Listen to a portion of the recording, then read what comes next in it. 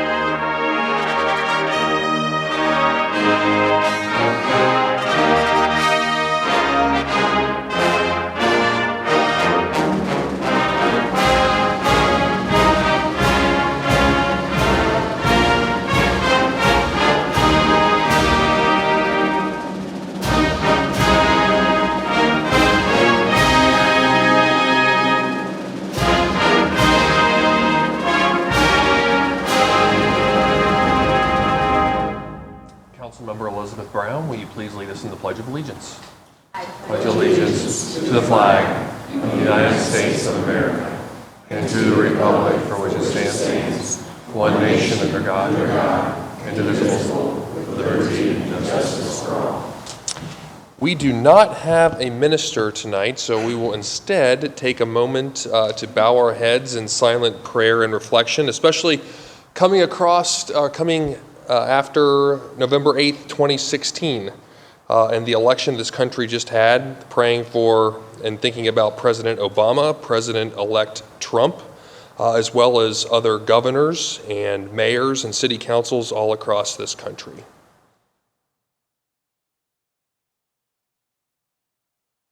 Thank you. Clerk, call the roll. Brown, Page, Stinziano, Tyson, President Klein. Can I get a motion to dispense with the reading of the journal? Clerk, call the roll. Brown, Page, Stinziano, Tyson, President Klein. This week's communications received by the city clerk's office are listed on the agenda. They're published in the city bulletin. Are there any other communications to be read into the record? Not at this time. How about resolutions from members of council? Councilmember Elizabeth Brown, Councilmember Mitch Brown. Thank you, Council President. At this time, I'd ask Officers Engel, Mancini, and K. Work to please approach the podium.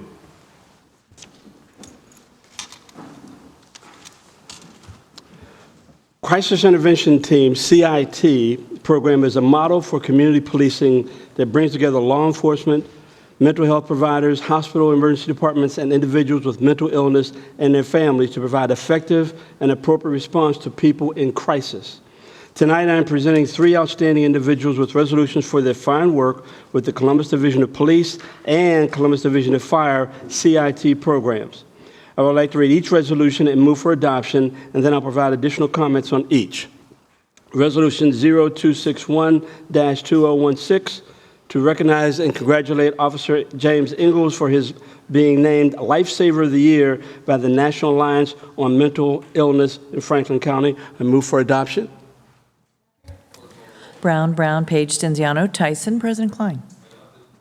Resolution 0262X2016 to recognize and congratulate Officer Jennifer Mancini for being named CIT Officer of the Year by the National Alliance on Mental Illness in Franklin County. I move for adoption. Brown, Page, Stinziano, Tyson, President Klein.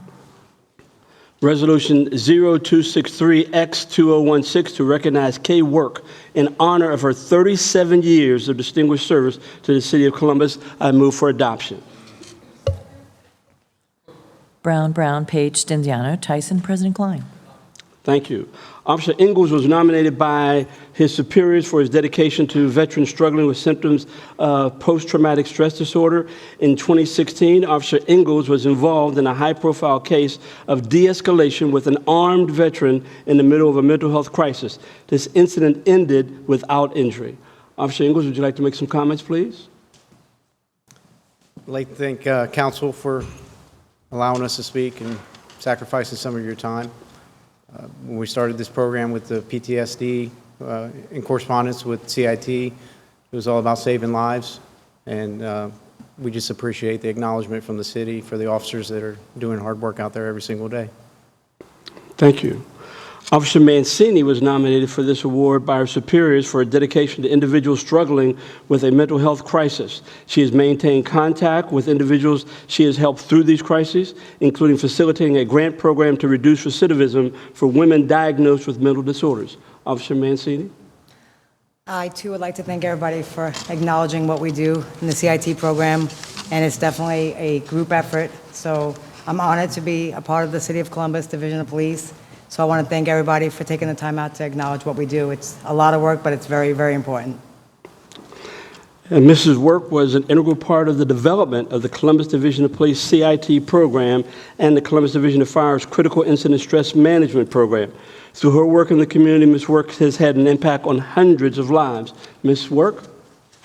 So thank you very much for the recognition, and as usual, the people who are actually doing the job are the two people standing here and many, many fellow officers.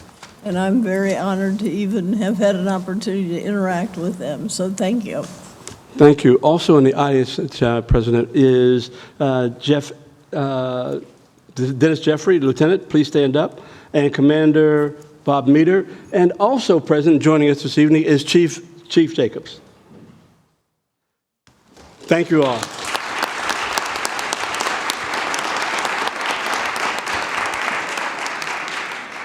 Don't leave, guys. Any comments from my colleagues? Councilmember Brown, just would like to recognize the great work that the Columbus Division of Police does in protecting our community and the recognition that these officers have received. Thank you for putting yourself out there and setting an example for all officers to follow. And of course, the example set at the top by our police chief, Kim Jacobs. Thank you for serving and all those in the chain of command. Thank you. Yes, thank you, Chairman Brown. And just want to say again, thank you and congratulations on these awards. I know the work of NAMI of Franklin County and what they do, and just for you to get this honor from them certainly states that you're doing a lot of great work to help people that might have a mental illness. And so I thank you for not only doing your job as a police officer that you typically do each and every day, being a part of the CIT team, but certainly your focus on making sure that people that have mental illness are certainly respected and are able to live a good life in Columbus by the support that you've given them in these situations. So really, thank you so much for caring about people that have mental illness. Thank you.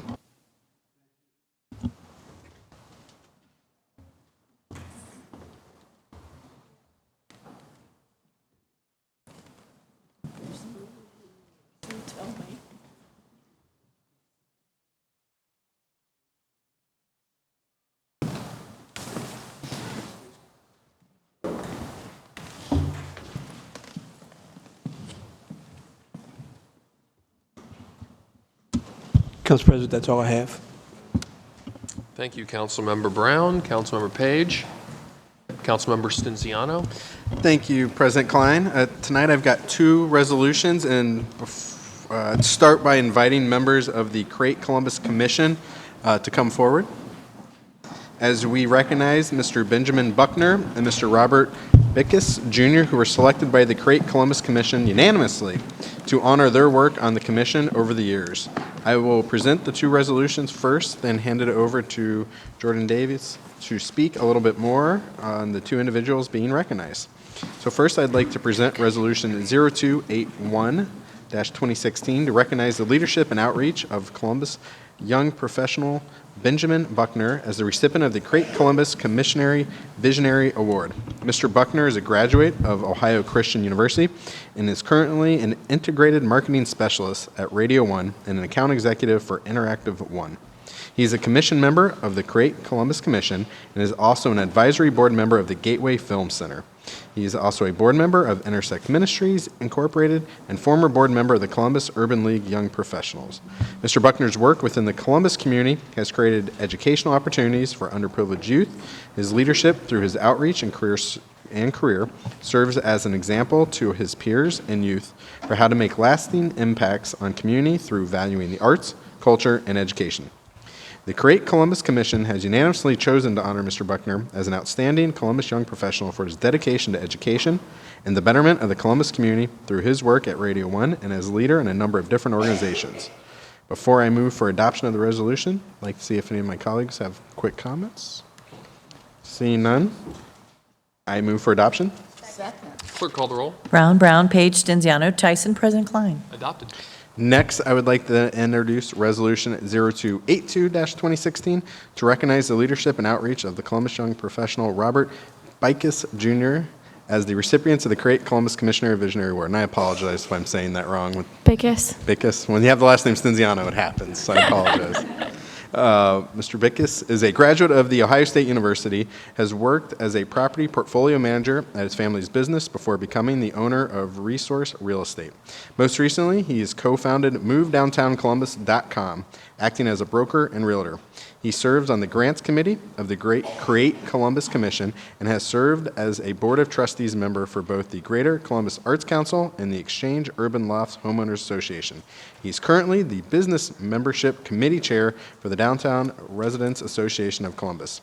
His business initiatives and community leadership have helped him to create an authentic living experience for citizens of Columbus. His focus on the arts and culture of Columbus fosters a sense of growth with an emphasis on quality and variety. His outreach as well as his business endeavors leads him towards educating people about Columbus and the issues, people, and culture that make Columbus a great city. Mr. Bickus was also chosen unanimously as an outstanding Columbus young professional for his dedication to the growth and well-being of the Columbus community through his leadership in creating space for education and appreciation of culture and art, as well as through his business where he provides organic, quality living experiences for citizens. Again, before I move for adoption, do my colleagues have any comments? Seeing none, I move for adoption. Second. Clerk, call the roll. Brown, Page, Stinziano, Tyson, President Klein. Thank you, Council President. Congratulations to both being recognized. And Jordan, the floor is now yours. Great. Thank you, Councilmember Stinziano, President Klein, and members of council. The context for why both Ben and Robert are being recognized tonight is because this is our fourth recognition of the year, and both of these gentlemen were a part of the original class of commissioners back in 2006, and they have been actively driving the transformation and the change of the Create Columbus Commission from the very beginning. They've believed in it, they've stuck with it through every era and iteration that we've had of the commission. Both have served in leadership in the executive team. Bickus was one of the first ones to start our grant program and did one of the largest grant programs in our history. Ben was a co-chair leading membership and really driving the diversity that we are so fortunate to have around the commission table. Both have had a bias for action and finding other ways to better represent our demographic at the table of the commission, and have thought about their role in the community as a true representative of our demographic and trying to make forward action on everything, especially in education, both of which were adamant, very, very involved in 2012 when we were doing a lot of the education work. And so we would not be the commission that we are today without the leadership of both Robert and Ben, and they will be big shoes to fill, but we're really grateful for the recognition that you've given them and for your foresight in appointing them to serve in this way. I also want to quickly recognize our forum lead, Jay Klaus, who has started this program, and this is the completion of his year as leadership, and he has hopefully, in your mind, uplifted a set of young professionals that you had not been aware of if not for this program, and we thank you for giving them the spotlight. So with that, I would love to invite either of you to make some quick remarks. I'd just like to say it's definitely a real honor to be recognized, as well as to have served on this commission and watched it grow and evolve over the years since its inception. Especially over the last few years, it seems that we're at a point where we've really been able to make an impact in the community and in attracting and retaining the young professionals and creatives in Columbus. But not only the commission, it's been great to watch the growth of my fellow commissioners over the years and see where they've ended up Shannon Hardin, Councilmember Shannon Hardin is a great example. So I look forward to seeing what the current commissioners and where they'll end up being in the next 5 to 10 years, which I'm sure will be great places. Thank you again. Well, I told Bickers that if he's going to talk for both of us, but I'm going to let that go. I want to say, first of all, thank you for the opportunity. Without you guys, we wouldn't have this opportunity to be the Create Columbus Commission. With the counterparts that I have had over the years, it's been amazing to see what we're actually doing in the community and also bringing other YPs in. So I want to say thank you. Keep supporting the Create Columbus Commission. And Jordan is doing a great job. I will be an advisor to her. No, I will not, okay? But thank you again.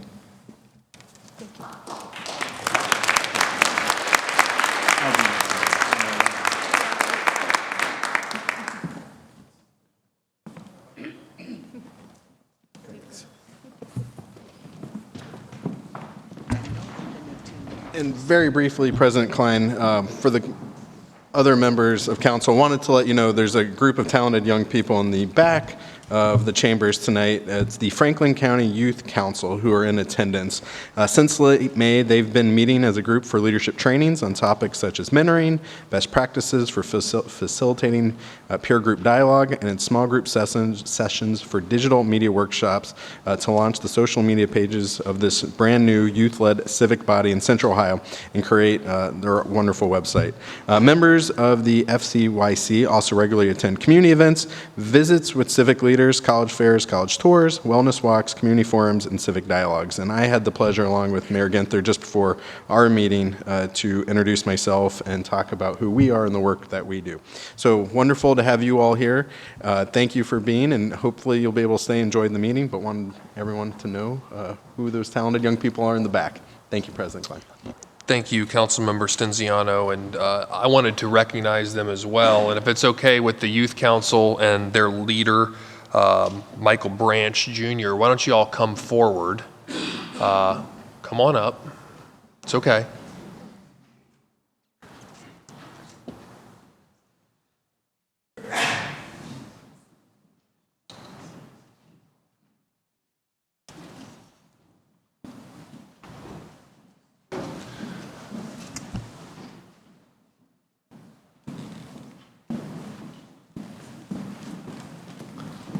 Oh, okay.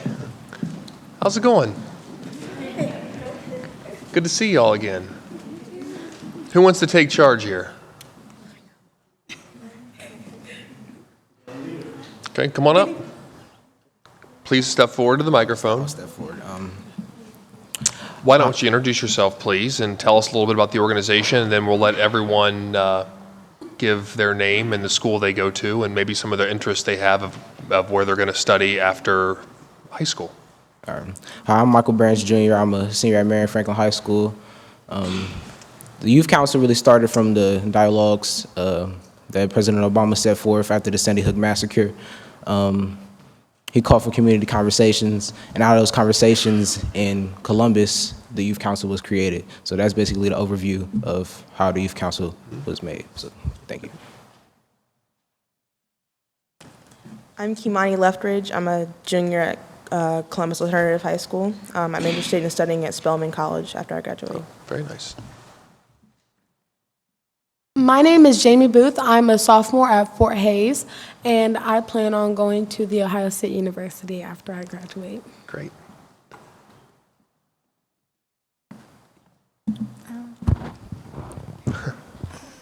My name is Samara Phillips. I go to Reynoldsburg High School and Mosaic downtown, and I want to study at Yale University or Ohio State. Hi, I'm Lauren Horton. I go to New Albany High School, and I plan to study accounting when I go to college. I'm Madison Frame. I'm a freshman at Bishop Reedy, and when I graduate from high school, I want to go to Pepperdine or Harvard University.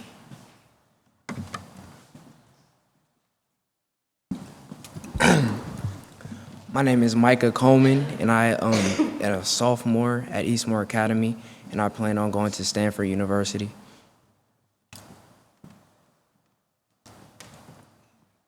Hi, my name is Brittany Stewart. I haven't yet chosen a college, but I want to be a political science major.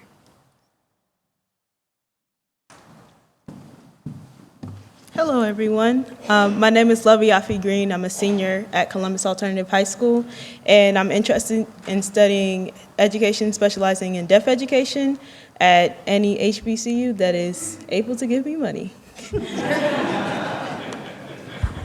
Hello, my name is Jocelyn Networds. I attend Eastmore Academy as a sophomore, and I plan on studying architectural design or political science after high school. Good evening, everyone. My name is Suzanne Chow. I am a sophomore at the Columbus Alternative High School, and I plan on attending Harvard to study nurse anesthetist. Hi, my name is Nana Eshin. I'm a sophomore at Eastmore Academy. I plan on studying international law at Harvard Law School, hopefully. Hello, everyone. My name is Courtney Stewart, and I'm a sophomore at Columbus Alternative High School. And after high school, I plan on attending Duke University or Johns Hopkins to study pre-med and hopefully become an anesthesiologist. Maybe. Hello, I'm Jade. I go to Eastmore Academy. I'm a sophomore, and I've not yet chosen where I want to go to school, but I do want to major in business and design. Good evening, everybody. My name is Durian Nadim. I'm a junior at Hilliard-Darby High School. I have a strong passion for breaking chains of ignorance among different cultures and religions, and therefore, after graduating, I went to a double major in neuroscience and psychology and a double minor in global affairs and communication at The Ohio State University.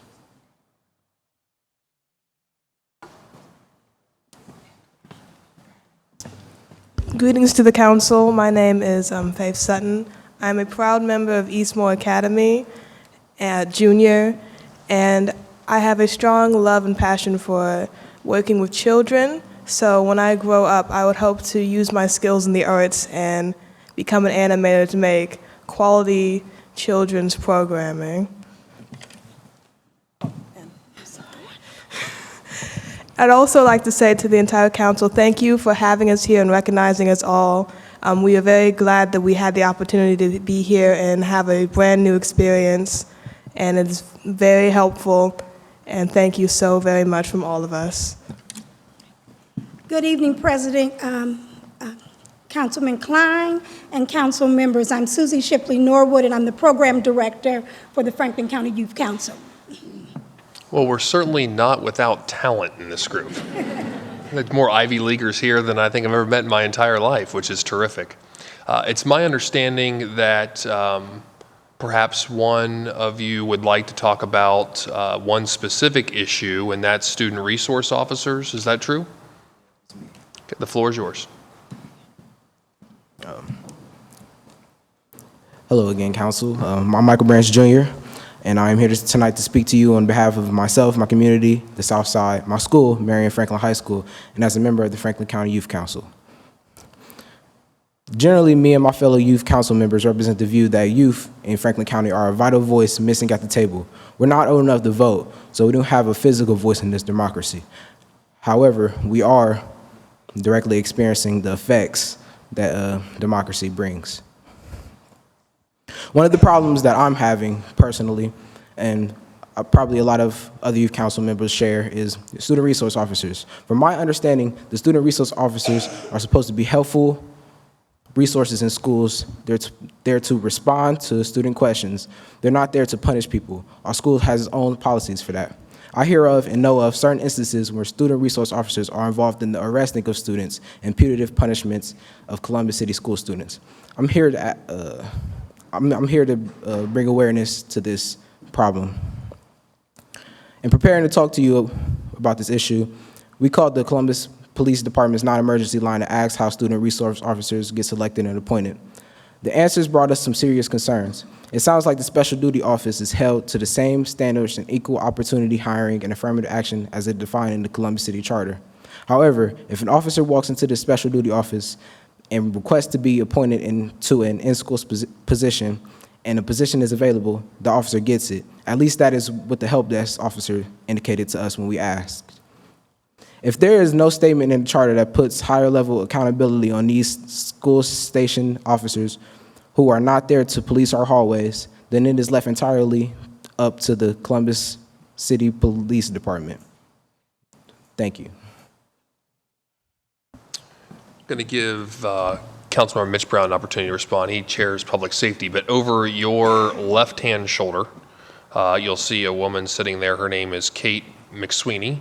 She's the Deputy Director of Public Safety. And what I'd like to do, Deputy Director McSweeney, is I know the Youth Council, how often do y'all meet? The first and fourth Tuesday of each month from 4 o'clock until 6 at United Way. At the United Way, which, okay.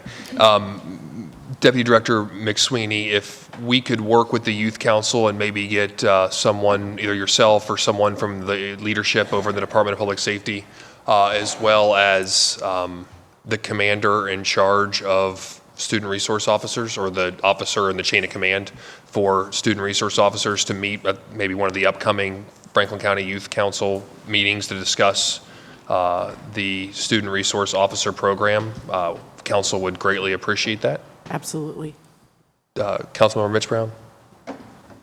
Thank you, Council President. Again, I think the recognition of having a relationship with school resource officers is valuable. It's, and I think a clarity of the issue for all of the young people who are here with the role of the school resource officers, why not? And if they don't show up at the meeting, I will. So we'll make sure we get an opportunity to have a good dialogue about the subject matter. Okay? Yes, sir. Okay. Any other questions or comments?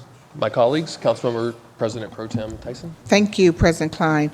I just want to recognize these young people for coming down and certainly being a part of the Franklin County Youth Commission, Youth Council, it's called. So I know a lot of you from Eastmoor. Glad to see that, Eastmoor Academy. I'm an Eastmoor Academy graduate. And no, I'm happy that you're from Eastmoor, and you know what? Being in an academy like this will certainly get you in the places that you want to go as you grow up, certainly with the leadership that you have. I want to recognize certainly your leader that's in this room, Susie Shipley Norwood. She certainly does love young people, and she wants to make sure that young people are able to get the skills that they need to be able to live out your full potential. Also in the back, I see Fran Frazier is sitting in the back room. Fran Frazier is a lot of women in this group up here too. So, but Fran is leads the Rise, Sister Rise movement. That certainly works with African American girls in our community. She just returned, I know, back from Washington, D.C. I just spent, I think, a week and a half ago with Lovey and a group of young African American girls in this community sharing, and I think they had an event this past week sharing what the issues that young girls of color face in our community. And so I know that Ms. Norwood, since you have a lot of girls in your group, that one issue that I heard about that is in this community that I thought we were past this issue was the issue of colorism. Colorism. We are still dealing in schools with the color of our skin. And girls are really discriminating and saying mean and hurtful things to girls based upon the color of African American skin. So I'm really happy that Fran Frazier, that Ms. Norwood, that these are the issues that are, and there are other issues too, but this one, I was shocked to hear that we're still dealing with this issue with our young girls. And I'm sure that the women on this council will be wanting to hear more about it and see what we can do to try to help you. You tell us and us help you around this issue. Also, I know that these young ladies just came back from being at the White House and visiting with on the women's issues and girls' issues at the White House. And so, again, thank you for your leadership for these young people, helping them to grow. Thank you, Susie, really, thank you very much. And to the young women, you're in great hands. Also, I know you're in the great hands of family members members, et cetera. But congratulations on being a part of this group. We look forward to hearing some of the issues in this community, what we as elected officials can be able to do to help you to move forward. Thank you. Councilmember Elizabeth Brown. I just want to briefly say thank you for caring so much about your city to step up and lead. Your city needs you, your state needs you, and your country needs you very much to continue what you're doing. I wouldn't be surprised if you've heard this quote before, but it bears repeating. The Margaret Mead quote that says, "Never doubt that a small group of thoughtful, committed citizens can change the world. Indeed, it's the only thing that ever has." So I think we're looking at a small group of thoughtful, committed citizens, and I thank you for it. Any other questions or comments from my colleagues? Thank you for your advocacy. And Ms. Shipley Norwood, I'm sure Ms. McSweeney will be reaching out to you to schedule a time. Great. Thanks for coming down. Thank you.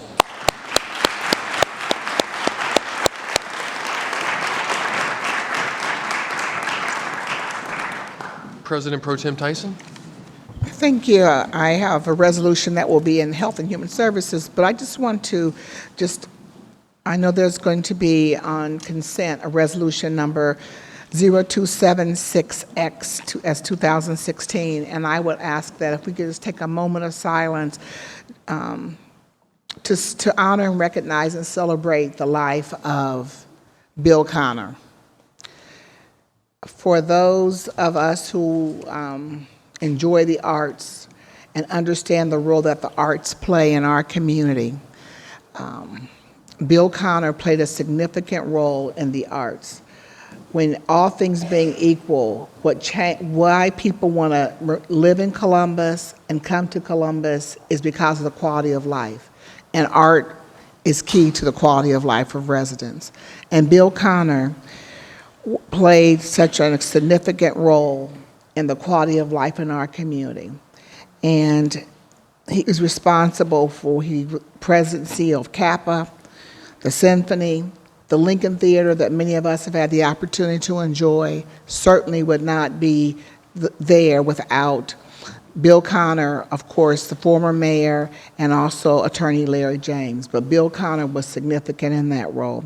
So if we could just take a few moments just of silence to recognize and to celebrate his life, please.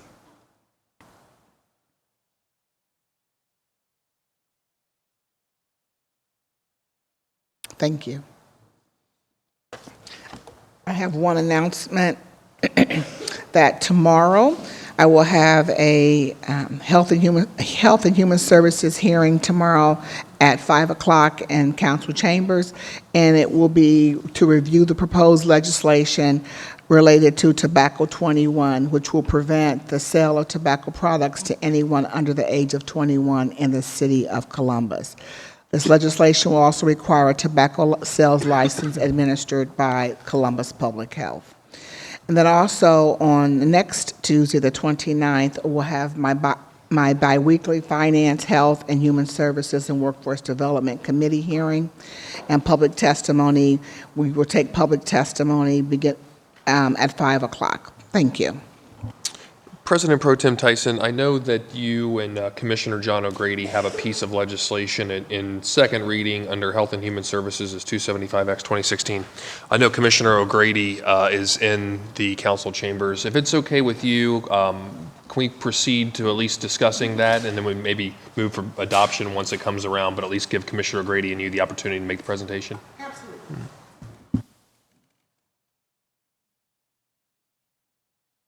What we'll do then, since there's a whole group of people here that are on this legislation. So, okay, let's just do this. And so everyone in the room who has played an integral role on our food action plan, please come to the podium. And I will the local food action plan, we have been creating this for over 2 years. And we've had discussions with Local Matters, Columbus Public Health, focused on the importance of the plan, and then we took steps to implement the foundation for our plan by the County Commissioner John O'Grady, who was my partner in this, for hiring of Cheryl Graffinino from Public Health, and also Local Matters. And so I will first bring to the podium Commissioner John O'Grady. Well, thank you, Commissioner, I'm too used to that, obviously. Councilmember Tyson, Council President Klein, members of council, and certainly as well to our other good friends and elected officials, Mr. Pfeiffer, Ms. Klee, and Mr. Dorian. Thank you for having us here tonight. I would like to first, I think, say thank you to our project team, the folks that have led and done so much work. Obviously, Cheryl Graffinino from Columbus Public Health, Matt Brown from Economic Development and Planning, Michelle Moskowitz-Brown from Local Matters, and others. There are many, many folks that were part of the project team, but these leaders have been significant as well. Thank you as well to the working committee members and who they represent, the many different facets of our local food system and the contribution of their time and expertise over the last 2 years in the creation of this plan. I would like to acknowledge the depth of the community aspect of this plan and thank the many residents who responded to the surveys that were done, attended community meetings, and provided feedback. This is about strengthening our local food system, which is important to me in so many ways. It's been at the center of the work that I've done for the last 8 years as a member of the Board of County Commissioners, and was amongst the very first things that I took up in 2008, or 2009, I apologize. This is about addressing hunger, but it's also about supporting local businesses and building our food community and also building our resilience. The county has many investments across our community that address these issues, and this plan will serve as a central unifying link in doing that. So thank you to the City of Columbus, and in particular Councilwoman Tyson, my partner, and the wonderful work that she and the many members of City Hall have done. I'd like to say thank you all. That's for you, Council President Klein. And I look forward to the future collaboration on all of this important work. Cheryl. Thank you. Good evening, and thank you, Council President Pro Tem Tyson, Council President Klein, and members of council. The Local Food Action Plan, as County Commissioner O'Grady mentioned, is the culmination of a 2-year planning process that was jointly led by Columbus Public Health, Franklin County Economic Development and Planning, and our partners at Local Matters. With the support and direction of our legislative sponsors, Council President Pro Tem Tyson and Franklin County Commissioner John O'Grady, we've engaged more than 1,200 residents and stakeholders throughout the planning process. They've led us to a plan that consists of 4 goals supported by 27 actions that our community can take together to strengthen our local food system. The plan seeks to enhance coordination and communication in the local food system and will establish a joint city and county local food team that will be supported by an advisory board. It will ensure that all residents have a clear and effective path for engaging in local food system efforts. It will improve access to healthy food, affordable food, and local food in our community, and ensure that all of our residents have the skills and knowledge they need to feed themselves and their families well. We also seek to increase the role of food in economic development and how food can play a role as an economic and community revitalization tool, and how we can prevent edible food from being wasted while keeping food waste out of our landfills. On behalf of the Local Food Action Plan project team, I'd like to thank Council President Pro Tem Tyson and Commissioner O'Grady for their leadership and vision, which has led us to this place today. We look forward to building on these foundations as we work together with our residents and stakeholders to bring the Local Food Action Plan to life in our community. And on that note, I'd like to thank and welcome some of our residents and stakeholders who were part of this process. I'm going to ask for comments from Michelle Moskowitz-Brown, who was one of our partners from Local Matters, Sharice and Coleman Mohammed, who was one of our working committee members, Bob Lichty, who was one of our working committee members, and of course our friend and colleague, Brian Williams from MORPC. Michelle? Thank you, Cheryl, and with apologies for any overlap. I also wanted to thank Council President Klein, Pro Tem Tyson, council members, our working committee, Franklin County Commissioner President O'Grady, the project team, community participants, and a special thank you to my colleagues, Noreen Warnock, who brought unparalleled depth to the food issues that we're facing, and Brian Estabrook, who worked fastidiously as a research assistant with us, as well as our board chair, Michael Jones. It was an honor and a privilege and pleasure to serve with everyone as part of the team here. The Local Food Action Plan that you're considering tonight is a significant step forward in elevating food access, education, production and processing, as well as waste recovery. And it elevates it to a level that this work deserves, amongst other basic needs like housing and transportation. As the author MFK Fisher said, after all, first we eat and then we do everything else. It's clear that when successfully implemented, the plan will move us leaps and bounds towards ensuring that everyone can eat well, feed their families, and that our food can be produced and processed with care for farmers, for farm workers, and for the environment. The plan is ambitious, but it's also carefully constructed with a focus on achievable actions, largely due to the concentrated, intensive effort that so many in our community have laid out. It identifies our path forward, and with your continued support and commitment, we will address the pressing food issues and capitalize on the role of food in community revitalization. And just one more notion, that we stand on the shoulders of pioneers in the food system, people like Wayne Roberts, who was the first city food planner in Toronto, so this position has existed there since 2000. And Roberts shared that food plans are important for 3 reasons. We've talked about a lot of reasons, but 3 additional reasons: that they bring together wide but not yet deep support, so widespread but not yet deep. They help us plan for the future rather than reacting to current circumstances. And they help us identify ideas that have traction, that might be on the edge of creativity and productivity, to see what might stick there. This is the promise of our food plan, and it should be our expectation. Thank you so much.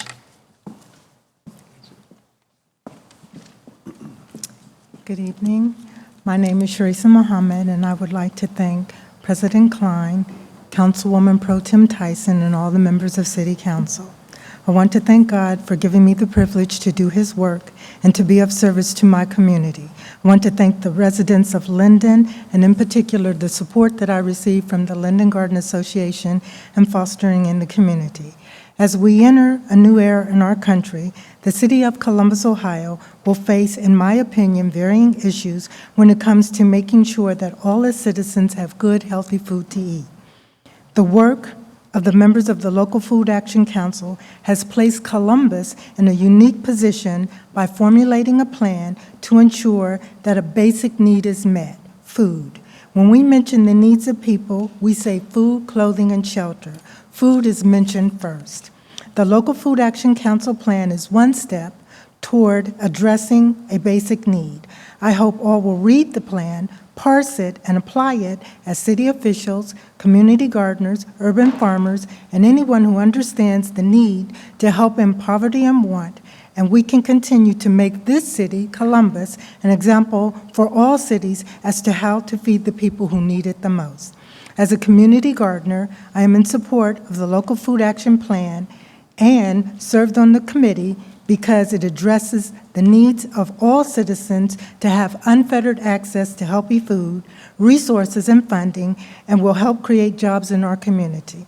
Let us remember, a nation is judged by how it addresses the needs of its most vulnerable citizens. Thank you.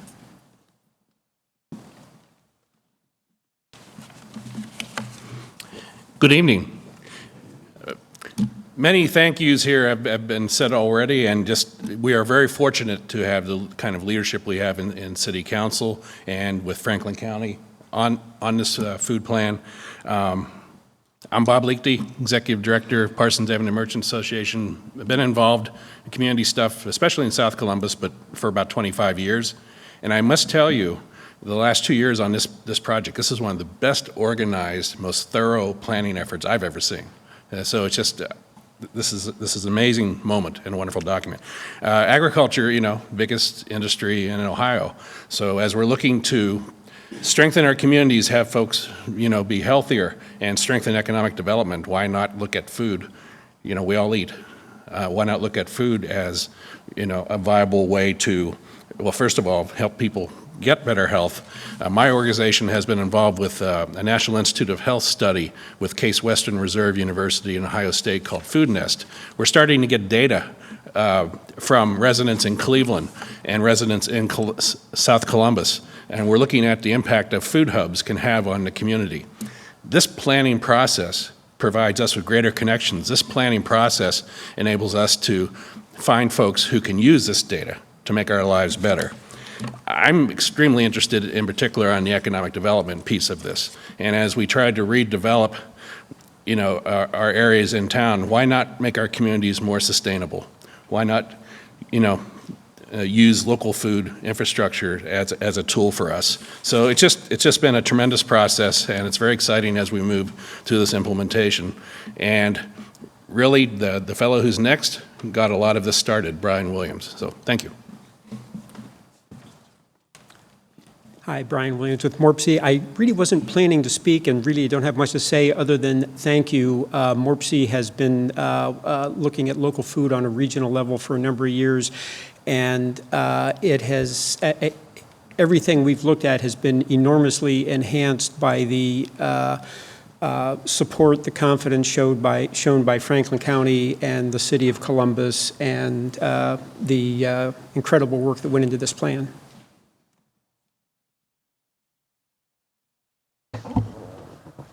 Thank you, first of all, to my partner in this plan. And because this plan could have only been just Columbus, but it was important that it was a county plan and us working together on it. I want to say special thank you, especially to Cheryl and her work. As I said, this plan's been 2 years in the making, but even prior to that, having conversations with Michelle and her team, having conversations in this community, and just important that Local Matters was a key partner with us in this plan.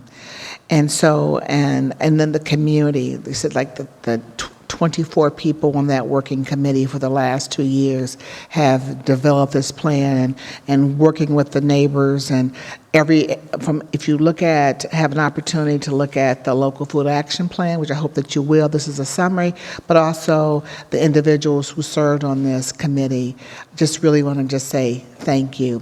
A special thank you to Matt from Franklin County, who's done a tremendous job working with us. And I'm hopeful that as we get to the legislation that this will pass for adoption. Should it pass, it certainly will not be a plan that will sit on a shelf. It will be a plan that the next steps will be to have individuals be able to sit on this plan and have a council that are responsible for implementing the plan. Annually, we'll get a report regarding the success of this plan. And as Ms. Mohammed Coleman just mentioned, this is a plan that we must make sure that everyone has access to local, affordable, healthy food. And I like to say local food, healthy food, and affordable food. We also need to make sure that as we move forward that we increase the role food plays in economic development. We have to also prevent food waste. And that will be the commitment moving forward, and hopefully my council members will pass this resolution and we can continue to move forward. Thank you all for everything you've done. I know there are people sitting in the audience that played a role. Thank you. And that's all the word I can say is just thank you. Councilwoman Tyson, President Klein, members of council, one other issue, off topic a tiny bit, but as it relates to partnering with the City of Columbus, which obviously Franklin County loves to do whenever we can. My colleagues, Marilyn Brown and Paula Brooks and I, can't express the amount of pride that we have adequately. I can't express the amount of pride that we have in the Franklin County Youth Council and the wonderful work that they're doing. So it was great to see them here this evening. Another partnership that we have, obviously our Department of Job and Family Services helps to fund their organization. Especially I wanted to recognize the young woman from Bishop Reedy High School. Right, Director? Go Knights. So thank you all so much. Thank you, Councilwoman, for all the work that we've done. Thank you. And we will tomorrow, I'll come to the county and we're going to both have a resolution of expression for the county. And again, in Franklin County, residents, 24% of our residents were found to have low access to grocery stores, and 72,000 of those residents are also identified as low income. 1 in 5 children in our community are food insecure and more likely to experience chronic disease. And there's go on and on and on. And that's why this food plan is so important. And so I look forward to the adoption of the food plan. Thank you very much. Let's give them a round of applause for all the hard work, for two years of hard work.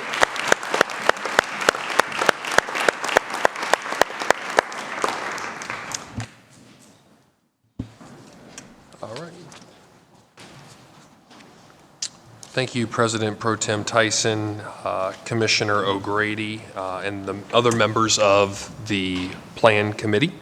Are there any comments by our elected officials? Auditor Dorian, Treasurer's Office, City Attorney Pfeiffer, anyone from the Judiciary? I see none.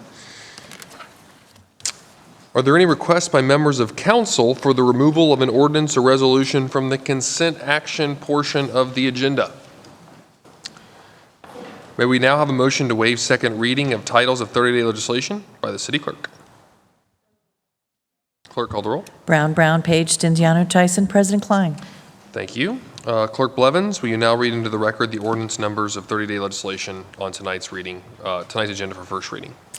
Finance Committee, Ordinance 2673 and 2800-2016. Economic Development Committee, Ordinances 2912, 2915, 2916, and 2941-2016. Environment Committee, Ordinances 2732 and 2909-2016. Education Committee, Ordinance 2781-2016. Administration Committee, Ordinance 2886-2016. Public Service and Transportation Committee, Resolution 166X-2016. Ordinances 2633, 2889, 2890-2016. Recreation and Parks Committee, Ordinance 2860-2016. Public Utilities Committee, Ordinances 2506, 2541, 2639, 2660, 2724, 2756, 2760, 2761, 2764, 2767, 2776, 2795, 2817, and 2845-2016. Rules and Reference Committee, Ordinance 2797-2016.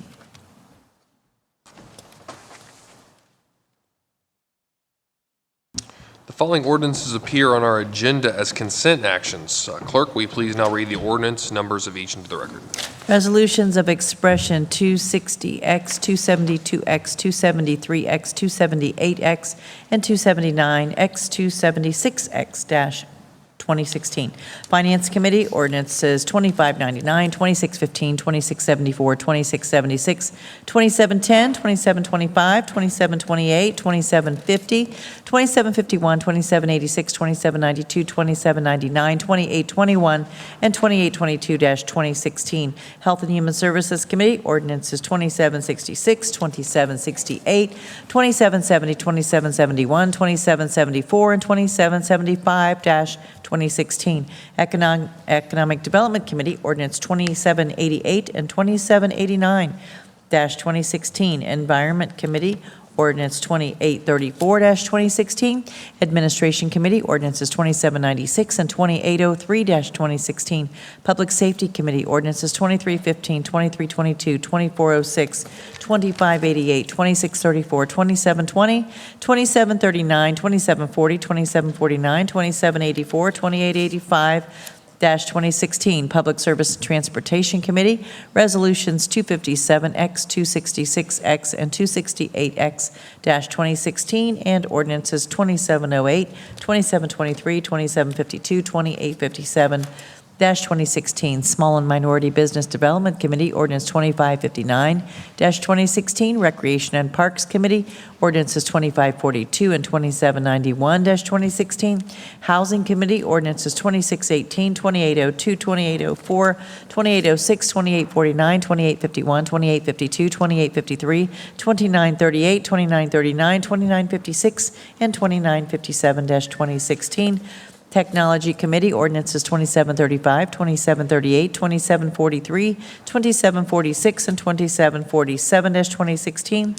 Public Utilities Committee, Ordinances 2507, 2608, 2609, 2611, 2617, 2630, 2635, 2659, 2733, 2734, 2779, 2840, and 2881-2016.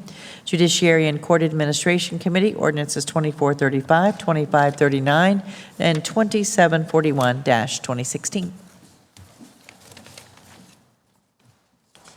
We do have one speaker on the consent action. It's Mr. Nathaniel Wilkins, speaking in favor of 2804-2016. Mr. Wilkins, welcome back to council. State your address and the organizations you represent. You'll have 3 minutes. 1612 Arlington Avenue, Mr. Nathaniel George Wilkins, the chairman of solely vacant property in North Linden area.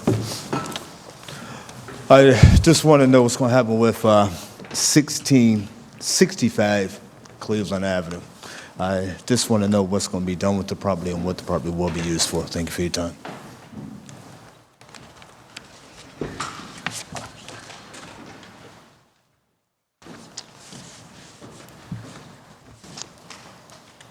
Deputy Director, if you could follow up with Mr. Wilkins on that particular piece of legislation, we would appreciate it. Any other questions or comments about the consent action portion of the agenda? Seeing none, I move for passage. Clerk, call the roll. Brown, Page, Stinziano, Tyson, President Klein. The consent action portion of the agenda carries. We'll now proceed with the second reading of 30-day tabled and emergency legislation. The first committee is the Finance Committee, as chaired by President Pro Tem Tyson. President Pro Tem, the floor is yours. Thank you, President Klein. I have ordinance number 2622-2016 to authorize the Finance and Management Director to enter into a contract on behalf of the Office of Construction Management with Harris Design Services for professional services related to the design of a new fire station number 35. To authorize the expenditure of $520,000 from the Safety Voted Bond Fund to waive the competitive bidding provisions of Columbus City Code, Chapter 329, and to declare an emergency. Director Lombardi, do you want to share some information regarding this legislation, and particularly the competitive bidding provision, please? Sure. Thank you, President Klein, President Pro Tem Tyson. In 2006, ordinance number 1362-2006 was passed by City Council to authorize the original contract with Harris Design Services for the design of Fire Station 35. There was $415,000 that was allocated to that design service. As the design began on that firehouse, a thing called a recession hit in 2008. So we had to look for ways to utilize our capital funds. So this project was delayed. 8 years later, we are in a position to where we can continue to finalize the design of this fire station. It just was in the best interest of the city to continue to have Harris Design to finish out the final stages of that design. Some of the things that were not required in 2006 are now required in 2016, including bringing it up to certain building codes that are new since then, also the LEED requirements, and the inclusion of some design changes from what we've learned from other fire stations that were built prior to this. So the reason why we're waiving competitive bidding, because we think it's in the best interest of the city of Columbus to continue work with Harris Design on this contract. If there are no questions, I move for passage. Second. Brown, Page, Stinziano, Tyson, President Klein. Thank you. The next ordinance is 2656-2016. It's to authorize the Finance and Managing Director to enter into a contract for the option to purchase sign installation trucks with ESEC Corporation doing business as Columbus Peterbilt, to authorize the expenditure of $1 to establish a contract from the general fund to waive the competitive bidding provisions of the city code and to declare an emergency. And the estimated annual expenditure will be $500,000. And Director Lombardi, would you please share why we are waiving competitive bidding? Thank you, President Klein, President Pro Tem Tyson. The reason why we're waiving competitive bids on this contract is we used a request for proposal process to purchase this vehicle. Typically, we would use a invitation to bid, but we've been utilizing the RFP process in some of our vehicle purchases that will allow us to look at different technologies that come with the trucks, the different mechanisms that are in the engine, so we're not just designing the truck for one spec. So the RFP gives us more ability to see different versions of the same vehicle. Because the code does not allow that to happen, we have to waive the competitive bids of $329 for that. Any questions from my colleagues? Seeing none, I move for passage. Brown, Page, Stinziano, Tyson, President Klein. Thank you. The next ordinance is 2861-2016 to authorize and direct the city auditor to provide for the transfer of $6,626,829 within the general fund and to transfer appropriations between objects in certain non-general fund departments and divisions. To authorize and direct the city auditor to appropriate additional funds in the Recreation and Parks Operation and Extension Fund in Finance and Management's Print and Mail Services Fund. To authorize and direct the city auditor to appropriate $5,000 in the Public Safeties Initiative Fund to the Department of Recreation and Parks and to declare an emergency. Director, any comments on this legislation? Thank you, President Klein, President Pro Tem Tyson. This is an annual ordinance that we do late in the year. This is to align all of our expenditures. As we did the third quarter review, where we see that there are surpluses in areas and maybe slight deficits in others, this helps us move money around so that we can align those expenditures at the end of the year. So this is an annual ordinance. Thank you, Director. Mr. Dorian, do you want to make any comments on the legislation?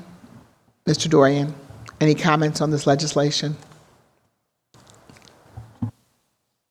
Thank you, Madam Chair. No, I concur with Mr. Lombardi's comments. With that, I move for passage. Brown, Page, Stinziano, Tyson, President Klein. Thank you. The next ordinance is 2863-2016. It is to make appropriations and transfers for 12 months ending December 31st of 2017 for other funds for various divisions, to authorize the city auditor to make transfers as may be necessary to declare an emergency. I request a table pending our public hearing.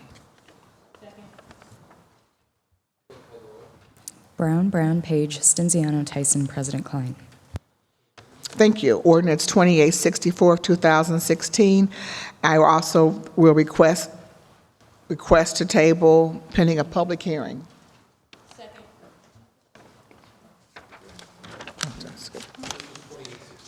Yeah, Let me go back to 62.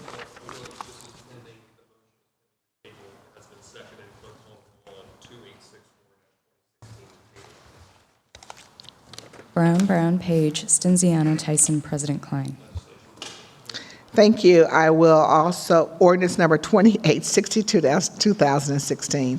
It is to make appropriations for 12 months ending December 31st, 2017 for each of the several object levels for which the City of Columbus has to provide from monies known to be the treasury of said City of Columbus in the fund known as a general fund during the said 12 months from the collection of all taxes and from other sources of revenue, the amount of $869,500,000 and to declare an emergency. Again, I request a table pending a public hearing.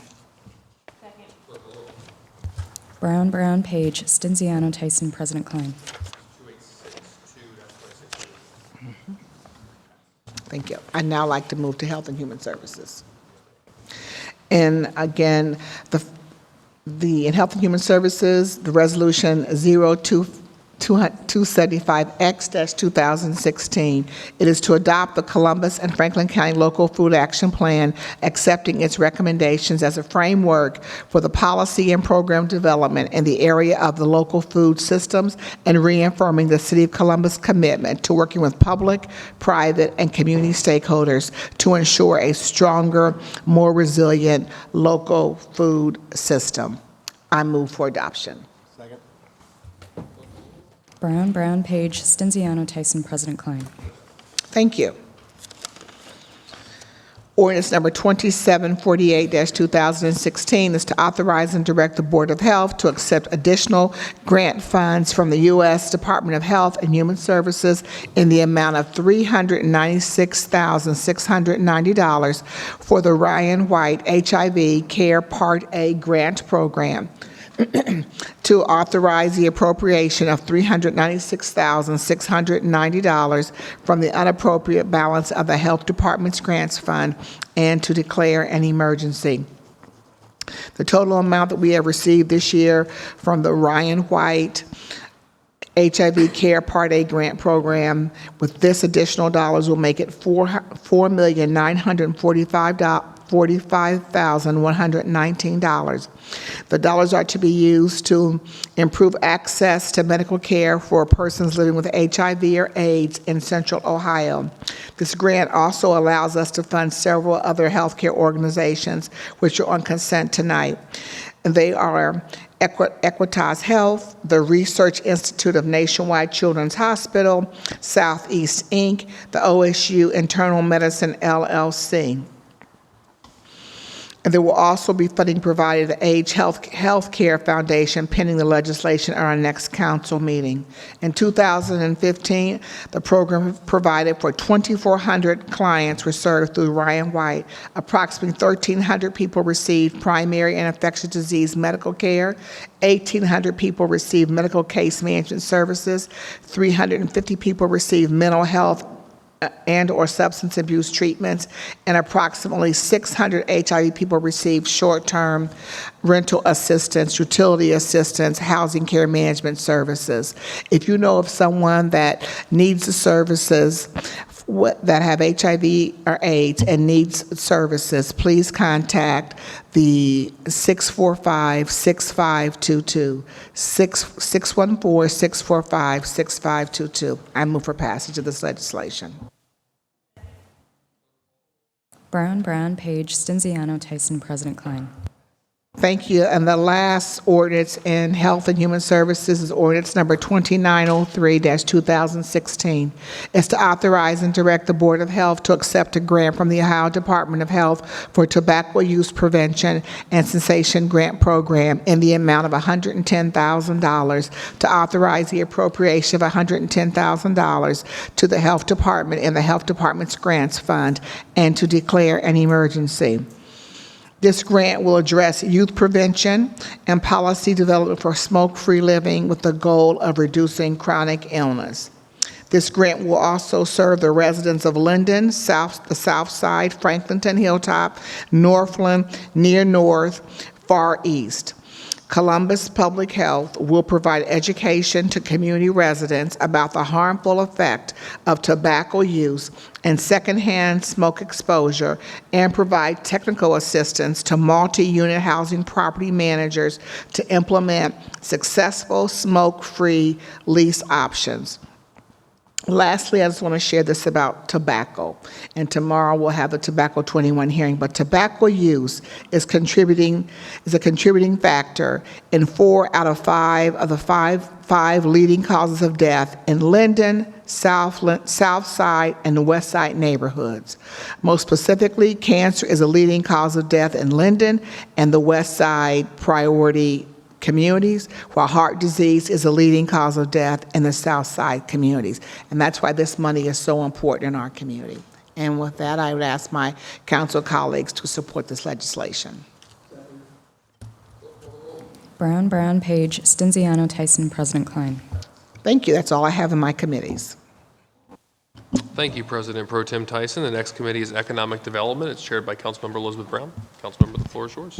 Thank you, President Klein. I would like to invite up Assistant Director of the Department of Development, Mike Shattuck, please, while I read this first piece of legislation, which I have tonight in my committee, number 0277X-2016, to approve amendments to the Articles of Incorporation of the Columbus Regional Energy Special Improvement District, Incorporated, and to declare an emergency. This is an interesting piece of legislation because it allows us to highlight a very good program that exists here in our city and our county, and it also allows us to highlight some of the really good forward-thinking regionalism work that Assistant Director Shattuck is doing. So on the first point, the ESID, as this is referred to, was essentially enabled through state legislation, and the largest municipality in a county sets up the board and it is contained within the geographic boundaries of our city. It allows large energy users to take out a loan on energy improvements. So it allows the business to save money, and it allows all of us to save energy as a region. They can pay back these loans through their property taxes, and that's what's innovative about it because traditional loans from banks would normally not provide a feasible method for businesses to do that. This program, as I said, we set up in conjunction with Franklin County Finance Authority, and what this piece of legislation does is amend it so that we can add other municipalities to it essentially extends the geographic borders. So first, I want to ask Deputy Director Harris, who's here, just to comment on, does this put us at all, any of our businesses who want to take advantage of this program, does it put them at all at any less, any lower chances of getting a loan through this program by adding geographic boundary? Thank you, Chair Brown. President Klein, members of the council. No, it does not put the city of Columbus at a competitive disadvantage. Each property stands on its own merit. The financing is predicated on the merits of the project, the building, and its ability to use the property tax, to utilize an assessment to pay that back to the Franklin County Finance Authority, the value of the loan over time. And so it isn't a competitive measure as long as Franklin County Finance Authority has the capacity to take the bonds to the private market. It doesn't really matter. Okay, thank you so much. And a program, or one of the buildings that that went forward with this, with financing through Franklin County Finance Authority recently, was the PNC Plaza building downtown, big tall skyscraper, and they were able, through this $3 million loan, to, in a creative way, it allows a business to retrofit, and they're saving 15% on energy because of these upgrades. So it's a really good thing for all of us who consume energy, which is all of us. And it's a really good thing to allow others in our region to work with us on these broad climate goals. And Assistant Director Shattuck, you are also working on pioneering other ways that we can work together as a region. I just wanted to get a little bit of an update from you on how that's going and the benefits.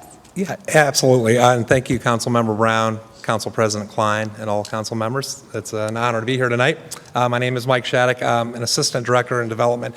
My primary job is to find ways, creative ways, to collaborate and cooperate with our suburban neighbors.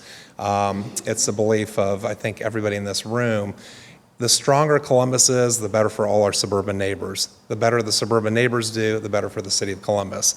This is a perfect opportunity, a tangible way for us to engage in an opportunity to help our neighbors save money in a more energy efficient way. So not only is this regional goal, achieved through this legislation, there's other benefits. It doesn't cost the city a dime, okay? Not a dime to the city of Columbus. Lowers the energy costs for all. Lower energy, as you mentioned, is good for everybody, benefits everybody, strengthens our region, also benefits the environment as well. So this is just a creative way to entice building owners to utilize this program to retrofit their buildings. So we all benefit. It's a great way. You talk about collaboration, this is it. So it's going to be great for everybody. That's fantastic. Thank you, Assistant Director. Are there any questions from my colleagues about the program or the regionalism approach that Mike is doing so well at? Okay. All right. Hearing none, I move for passage. Second. Brown, Page, Stinziano, Tyson, President Klein. Thank you. Thank you. Next in my committee, I have Ordinance 2627-2016 to authorize the Director of the Department of Development to enter into an enterprise zone agreement with JBG Enterprises, LLC, and America's Floor Source, LLC, for a tax abatement of 75% for a period of 10 consecutive years in consideration of a proposed total investment of $3.5 million in a new office complex, creation of 16 new full-time permanent positions, and the retention of 119 full-time jobs. America's Floor Source LLC is a wholesale, retail, and commercial industry provider of flooring materials. The average wage of the jobs they will create is that would be something, $39,955 a year, and the average wage of the 119 jobs they're retaining is $59,915 a year. Are there any questions from my colleagues? Hearing none, I move for passage. Second. Brown, Page, Stinziano, Tyson, President Klein. Next, in Economic Development Committee, we have Ordinance 2631-2016 to authorize the Director of the Department of Development to enter into a job creation tax credit incentive agreement with Plaskolite LLC, equal to 55% of the amount of new income tax withheld on employees for a term of up to 6 years in consideration of the company's proposed investment of $2 million and the creation of 30 new full-time permanent positions. As many of you know, Plaskolite is a long-standing business in the city of Columbus, and they're located on Joyce Avenue. This project represents a retention of 211 positions at the Joyce Avenue location and a relocation of 57 jobs downtown. There's also a creation of 30 net new jobs within 3 years of relocation. I want to give my colleagues a chance to ask questions, but Deputy Director Harris, before I do so, if you would give us some insight into this deal, considering the fact that it does deal with a business who means a great deal to one of our neighborhoods in Columbus, Linden. I know that you worked with people in the community, you've spoken with St. Stephen's Community House about this, so give us a little of that background, please. Yes, thank you, Chair Brown. Council President Klein. Plaskolite is in a unique opportunity where they need to expand their operation. They have, over the years, built up their facility on Joyce Avenue to primarily do a lot of their manufacturing, as well as they have a number of labs there where they do a lot of engineering on some of their products. And so they want to utilize that facility to continue to do those functions. So they have selected to move their headquarters operation, which includes the majority of their back office function, out and are looking at a few different locations downtown Columbus to move those jobs with a commitment to stay in the city. And they plan to backfill the space that they are vacating with a engineering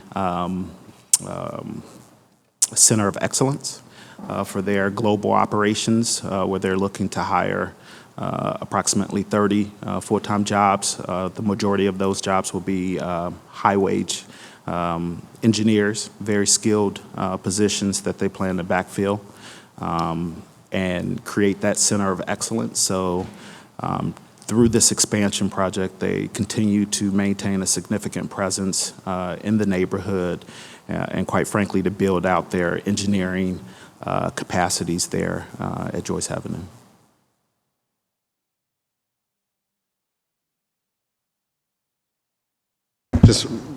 Thank you, Madam Chair. Just really quickly, appreciate the department's work for an organization that's in Linden and the impact that's going to have.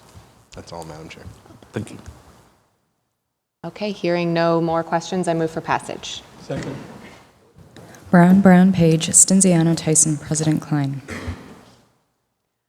Next, in Economic Development, we have Ordinance 2679-2016 to authorize the Director of Development to enter into a dual-rate jobs growth incentive with Morgan Stanley & Company, LLC, for a term of 6 consecutive years in consideration of investing an estimated $1.5 million in physical investments, retaining 426 full-time permanent positions, and creating 300 new full-time permanent positions.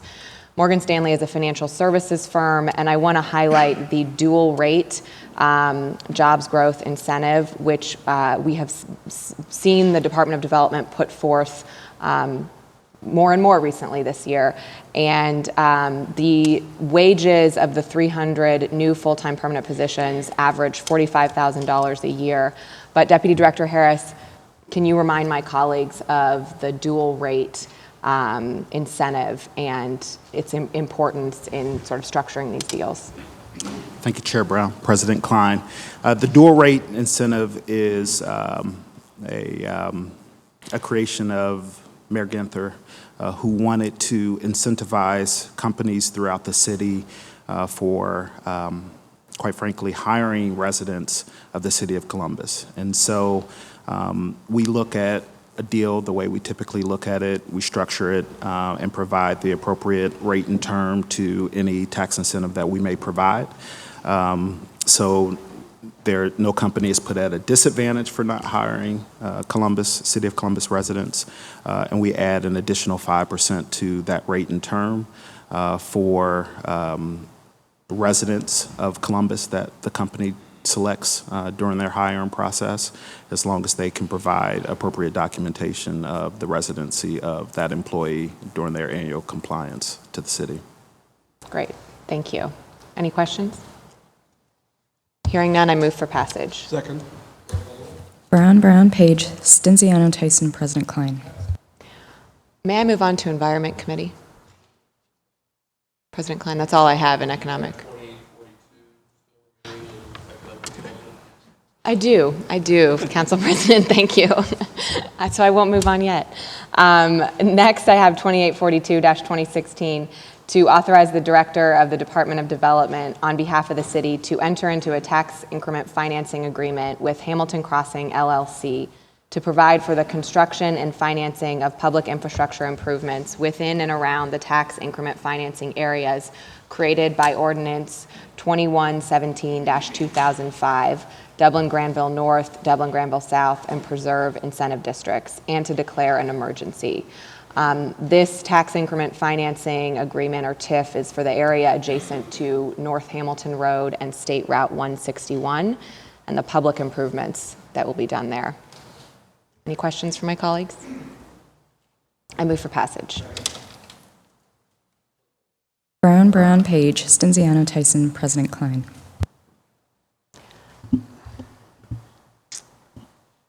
I think it's 6:30, so we're going to take a quick break, adjourn, if I can get a motion, and then we'll start zoning and then come back and resume with environment.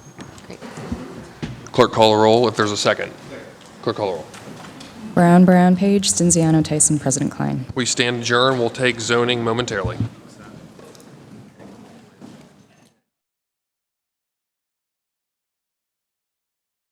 Regular meeting number 57 will now come to order. Can I get a motion to dispense with the reading of the journal? Was there a motion? I know you second. Okay, thank you. Clerk, call the roll. Brown, Page, Stinziano, Tyson, President Klein. Are there any communications and reports received by the city clerk? No, there are not. First readings of 30-day legislation. No, there are not. We'll now go to the zoning committee. Councilmember Page chairs that committee. All members serve on that committee. Councilmember Page, the floor is yours. Thank you, President Klein. Before beginning the zoning agenda this evening, I'll briefly explain the rules of council as pertaining to speaking before council on zonings and variances. We permit 3 speakers on each side, 3 proponents and 3 opponents, and we ask that they limit their remarks to 3 minutes on each side, and we provide an opportunity for rebuttal from the applicant. On the advice of the City Attorney's Office, we ask that anyone here this evening who wishes to speak either for or against any council variance, including staff, please stand and raise your right hand to be sworn in. I swear or affirm to tell the truth and nothing but the truth. Please answer, I will. I will. Thank you. You may be seated.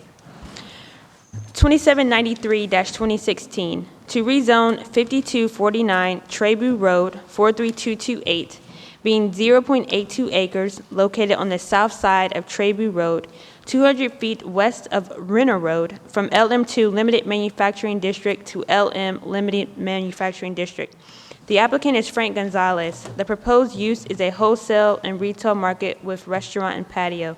The city department's recommendation is approval. Northwest Civic Association recommended approval. I now would like to ask for a brief staff presentation.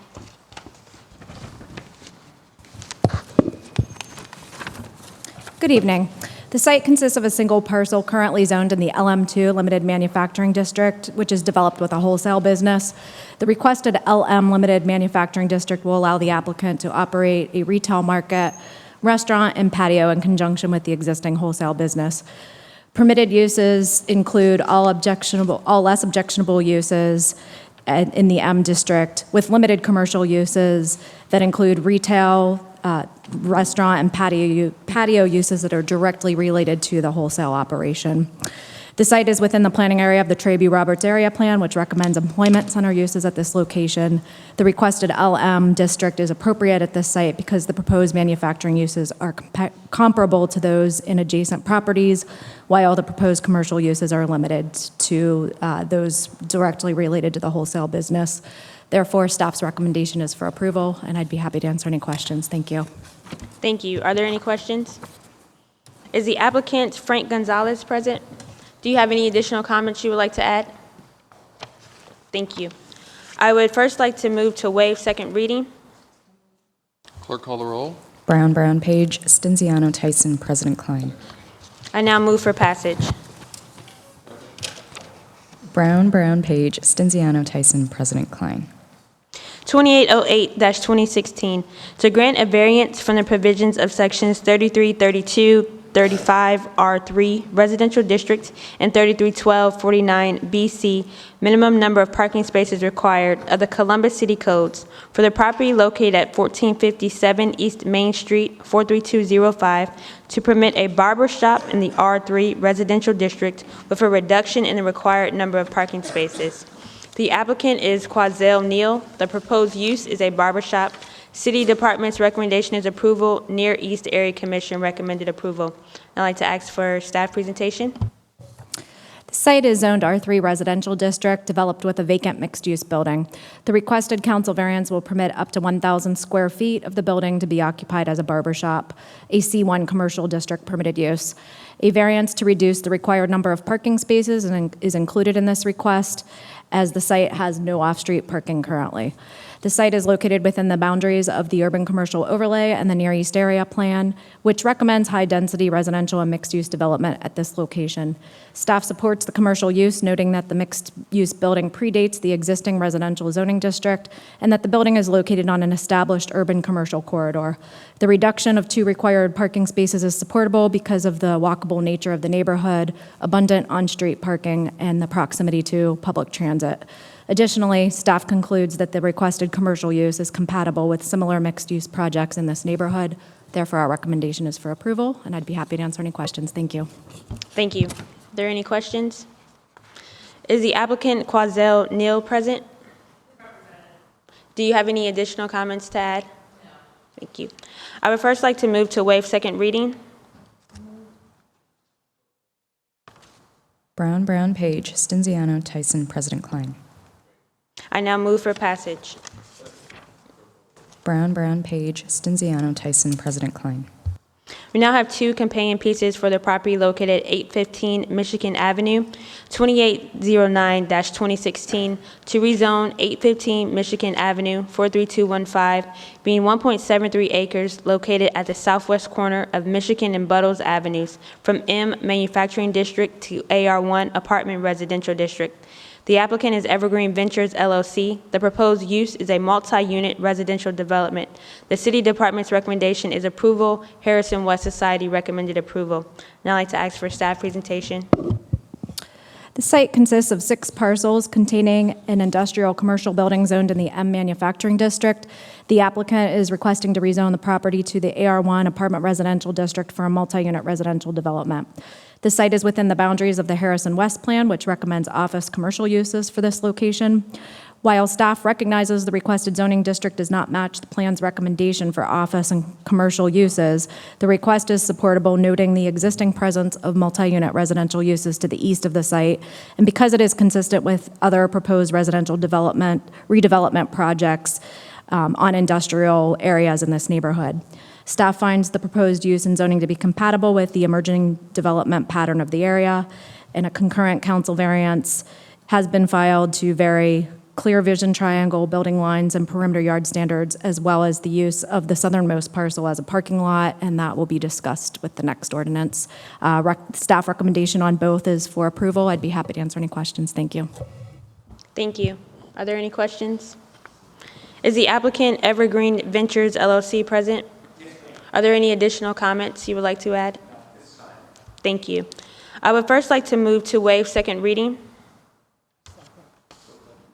Brown, Page, Stinziano, Tyson, President Klein. And I now move for passage. Brown, Page, Stinziano, Tyson, President Klein.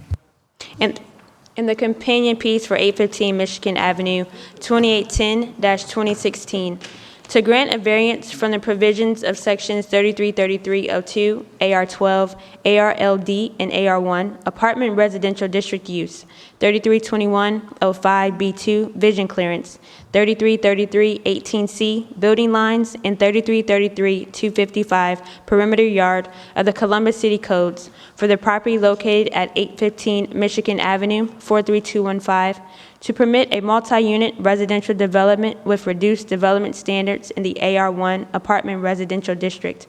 Again, the applicant is Evergreen Ventures LLC. The proposed use is a multi-unit residential development. The City Department's recommendation is approval. Harrison West Society recommended approval. We've already had a staff presentation, so I would now like to move to waive second reading. Brown, Page, Stinziano, Tyson, President Klein. And I now move for passage. Brown, Page, Stinziano, Tyson, President Klein.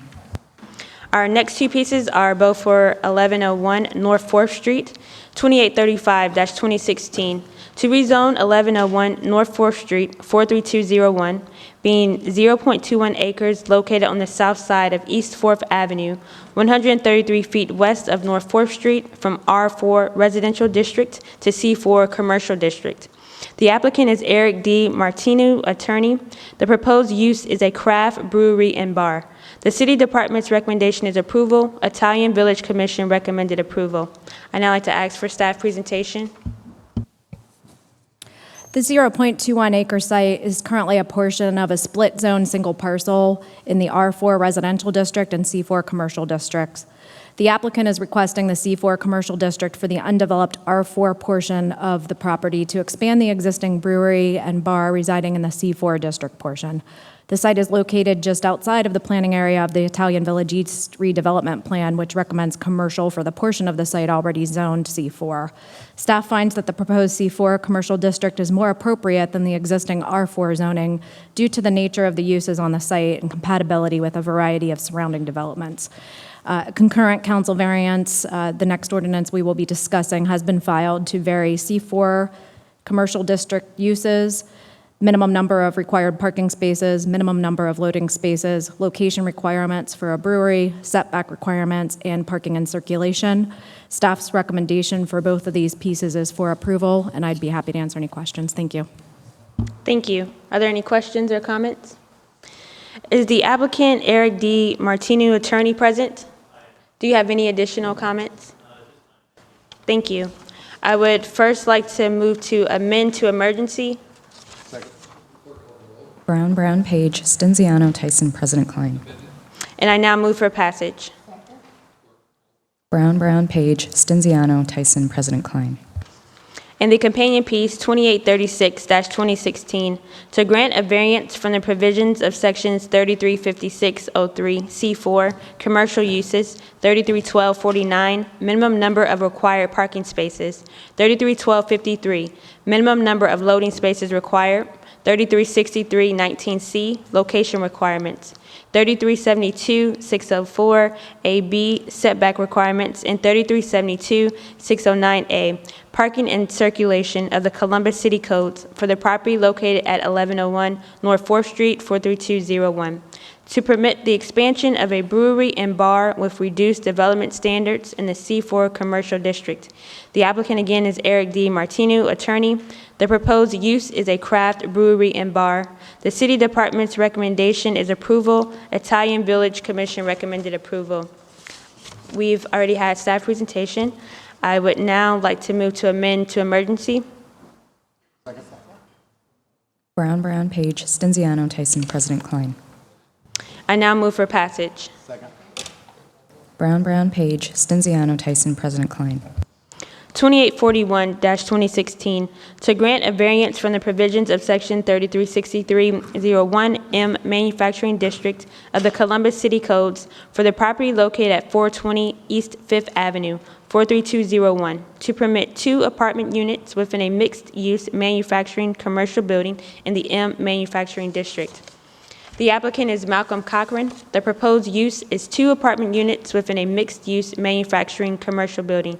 The City Department's recommendation is approval. Milo Grogan Area Commission recommended approval. I'd like to ask for a staff presentation.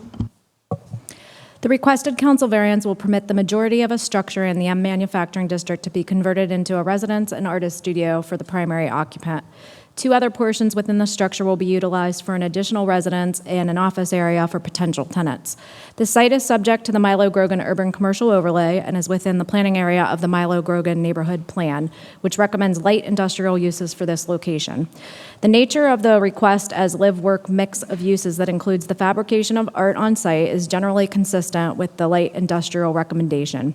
In addition, the City of Columbus zoning code contains no district allowing a mixture of residential and commercial uses on the ground floor, making a council variance the only venue the applicant has to pursue such a project. Therefore, staff's recommendation is for approval, and I would be happy to answer any questions. Thank you. Thank you. Are there any questions or comments? Is the applicant Malcolm Cochran present? Are there any additional comments? Thank you. I would first like to move to waive second reading. Brown, Page, Stinziano, Tyson, President Klein.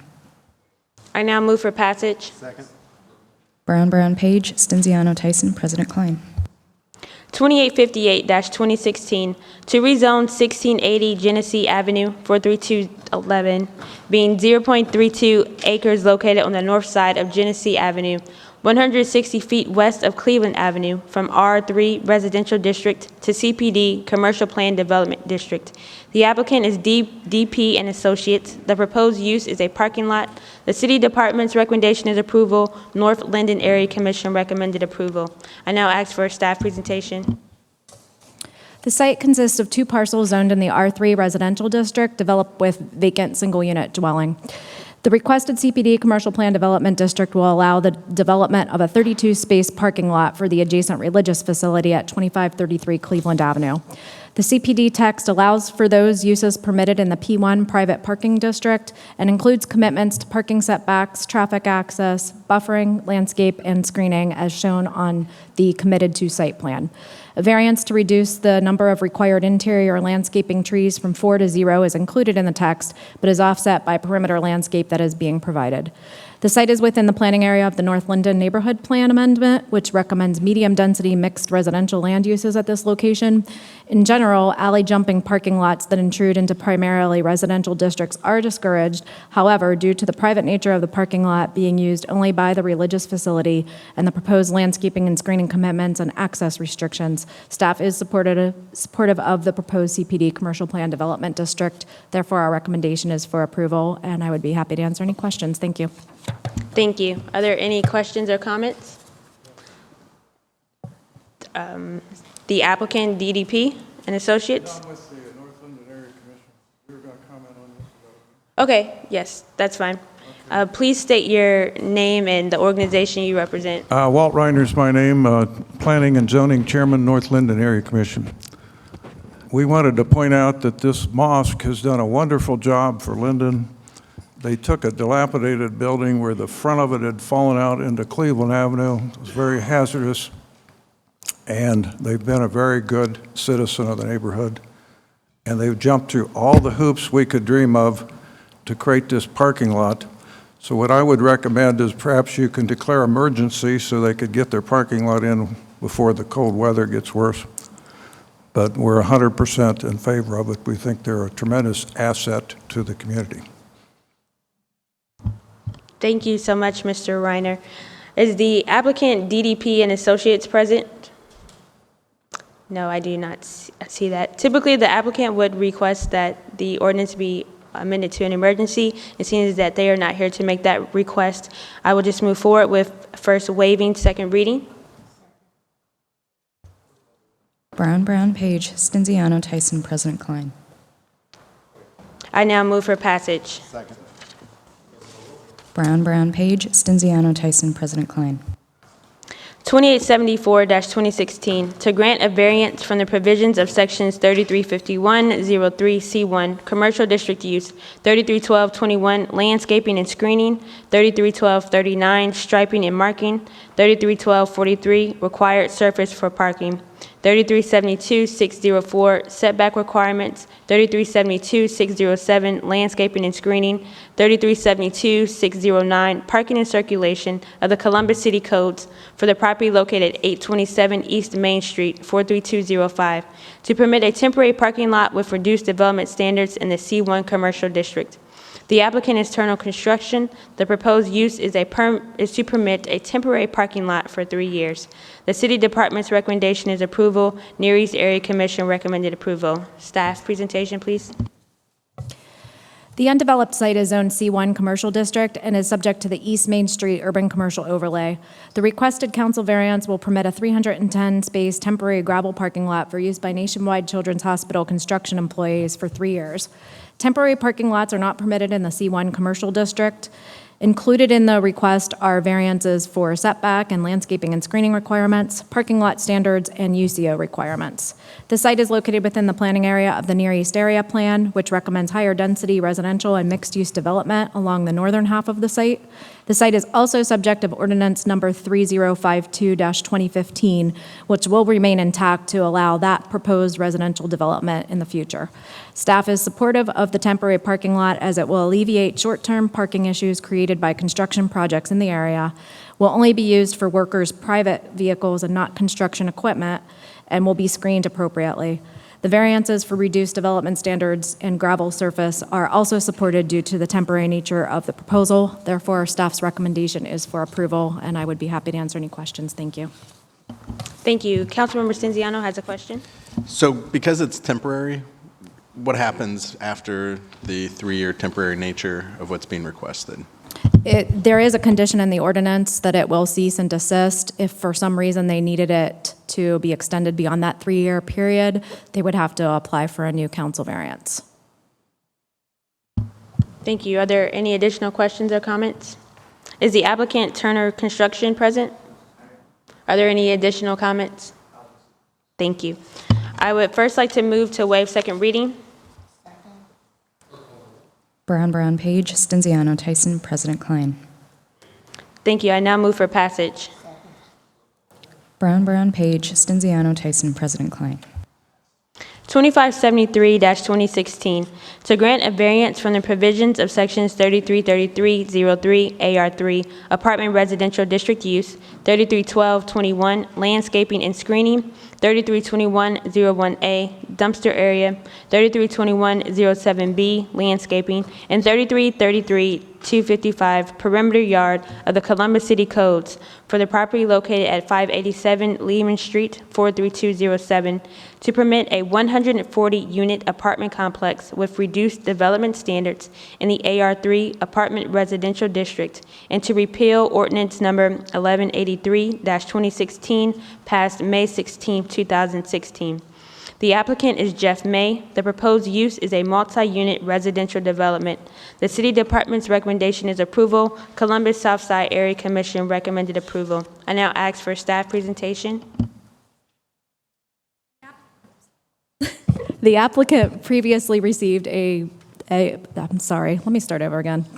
The applicant previously received an approval for a council variance ordinance and concurrent rezoning to the AR3 apartment residential district to allow the development of a 163-unit apartment complex. This request is to update variances for a new site plan, which represents a decrease of 23 units to 140 total units. The revised proposal maintains previous variances for commercial access through the AR3 district and modifies landscaping and screening requirements, dumpster area requirements, and perimeter yard. These reduced development standards are supportable because they allow for better design and placement of the buildings on the site and concentrate density near adjacent commercial developments along the Parsons Avenue corridor. I did, on this slide, put a comparison between what was approved back in May of 2016 to what is proposed today. And really, the only change is the eastern portion of the site where today's proposal has 2 buildings in place of 1 building and a parking lot that's shown on the left side of the slide. Staff feels that these changes are negligible, and we are in support of this request, and I would be happy to answer any questions that you may have. Thank you. Thank you. Are there any questions for staff? I would now like to ask the applicant, Mr. May, to come down.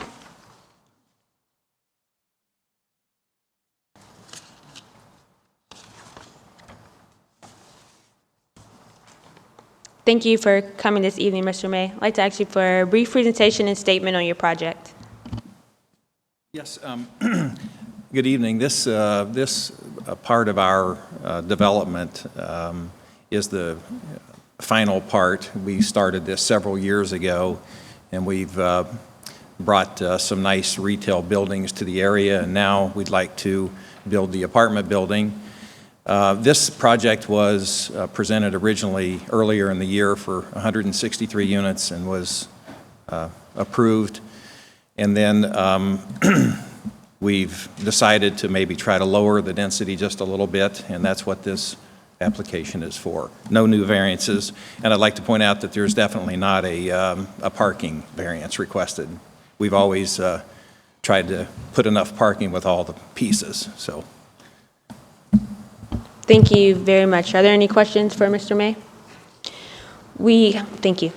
We have 6 speakers on this variance this evening. There are 3 for and 3 against. Again, please be mindful that you have 3 minutes each. Our first speaker is Mr. Bob Leakey. I ask that you come down. Please tell us your name and any organizations that you represent, and you have 3 minutes.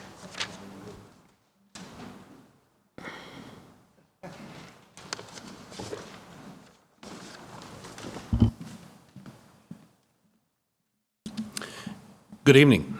I'm Bob Leakey, Executive Director of the Parsons Avenue Merchants Association, and I'm also on the zoning committee for the Council of South, the Southside Area Commission. I would just like to state our support of this project. It's an important one for the revitalization of the Parsons corridor. Mr. May has worked, diligently with folks in the Schumacher Place Civic Association, as well as the Area Commission and our group, PAMA, to help explain the project and get community feedback. And he's been doing that for like a year and a half. As he described it a bit, it's sort of a missing piece there. You have this new retail with the fitness loft, the crest, and all that, but you still have, certainly with the hospital's growth in particular, you have, I think a need for, affordable rental housing. Affordable not in a subsidized sense, but, just market rate. And that's what this is. And I think it should be, a good project. That area is experiencing some difficulties with, dealing with the growth of the hospital. And so there may well be some other parking issues down the road, I think separate from this, that the neighborhood needs to look at. But this, I think, has been very thoroughly, discussed and presented, and really feels like a good project. So I just wanted to express that and our support. Thank you. Are there any questions or comments? Thank you for coming down. Catherine Green. Again, Ms. Green, you have 3 minutes, and please let us know any organizations that you're representing as well. Thank you, Chairwoman Page, Council President, and council members. I'm Catherine Green. I am the president of Schumacher Place Civic Association. I have been president for the last 3 years. We did begin the conversations with Mr. May last January, so it's been about 21 months.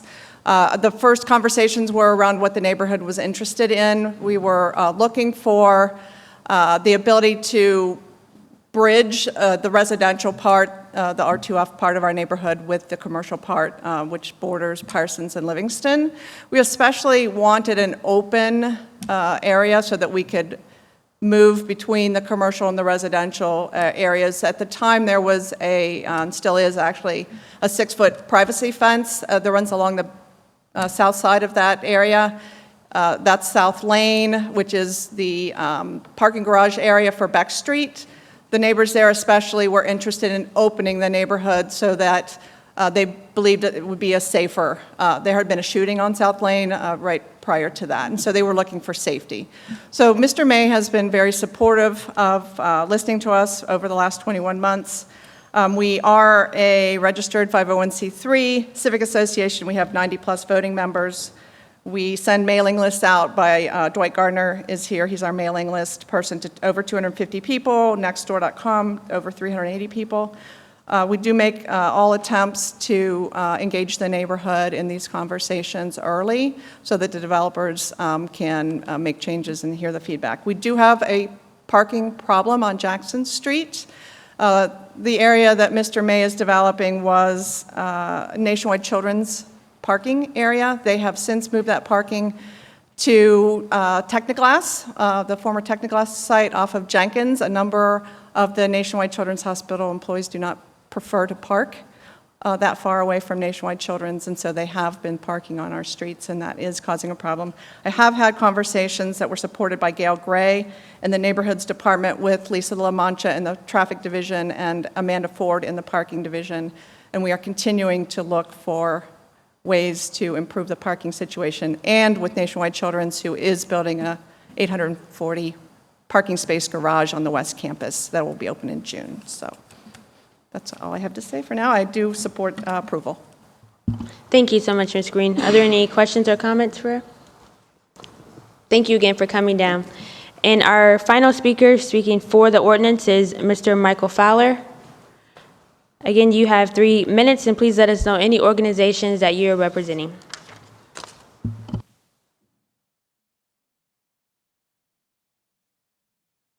Thank you. I'm actually representing myself, but in full disclosure, I will be on the Southside Area Commission as of January 1st, I was told. I won an election. Anyways, my main concern for this is the Jackson Road would be blocked, which is the variance that's been requested will be opened up and allow for flow of traffic. Right now, the plan by city code, I believe, is that it has to be shut down going into an apartment complex. I think it'll put a big burden on the neighborhood in the aspect that with the fence there now, you have to come to the end of Jackson, make a left, go up, make another right to get into the area right there. Also, as a safety thing, I think that our police force and fire department would have much better access to that neighborhood, which is west of the complex that he's building and the complex itself, because where Jackson would be blocked, you will lose part of the other building being built. So I have a concern with that. There will be, I'm told, a pedestrian walkway if it is blocked so traffic can't get through. So I'm in favor of this. I think it's good, and Jeff has been to all the meetings and has talked to us and has made changes. And that's all I have. Thank you. Thank you, Mr. Fowler. Are there any questions or comments? We now have, thank you. We have 3 speakers speaking against this ordinance. The first one is Mark Leachy. If you could please come down and let us know any organizations that you're representing, and you have 3 minutes.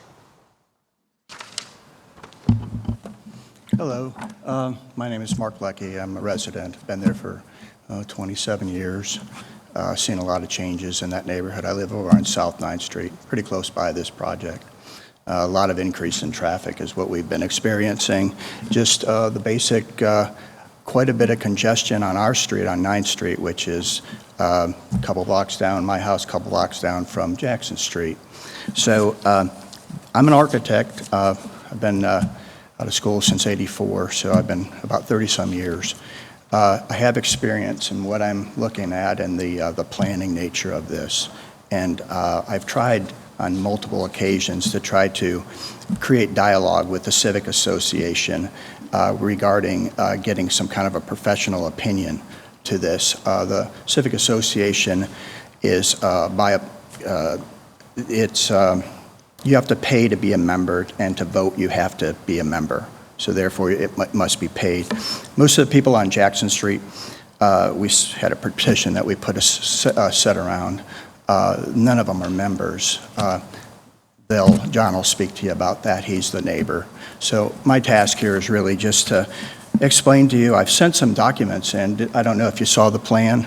The plan as it is. I sent in a plan and photographs of the condition.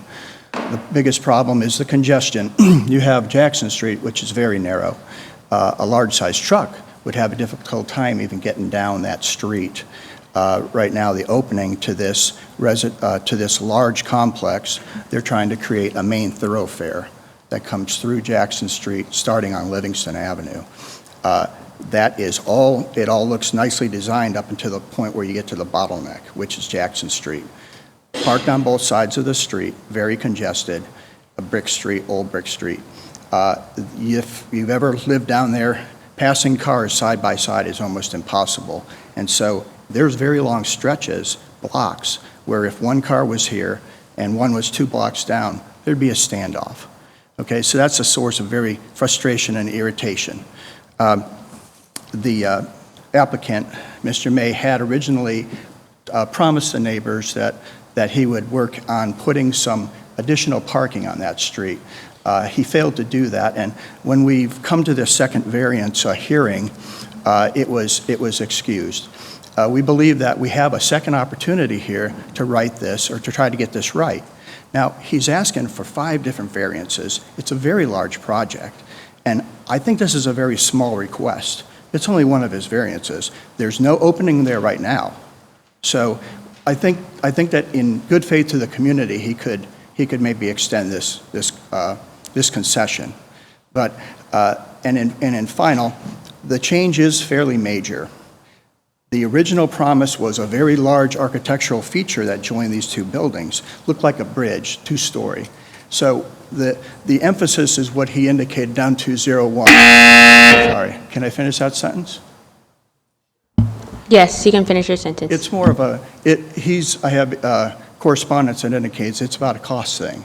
It's not necessarily he's trying to diminish the amount of residents in that complex. So the main architectural feature that was sold to the community and a single building concept has now changed. It's sufficient enough that we should maybe talk to him about this one alteration. I don't think we're asking much. Anyway, thank you for listening to me. Thank you for coming down. Are there any questions? President Klein. Thank you, Chair. To the speaker, as well as to Ms. Pine, there's been conversations about Jackson Street and the amount of parking on Jackson Street. Am I correct? Pardon me? On Jackson Street? Yes, yeah, the neighbors are... Educate me on how this proposal, 2573-2016, alleviates that parking issue that wasn't already granted potentially on May 16th, 2016 through the original council variance. It's not about a parking issue, it's about a traffic issue. And there's a congestion.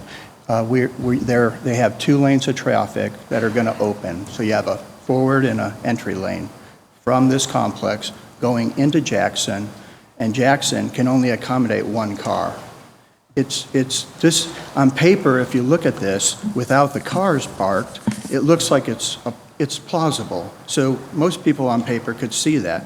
But the reality is that there's cars parked on both sides, and I don't know, President, did you see the site plan I showed? I just drew the parked cars on there.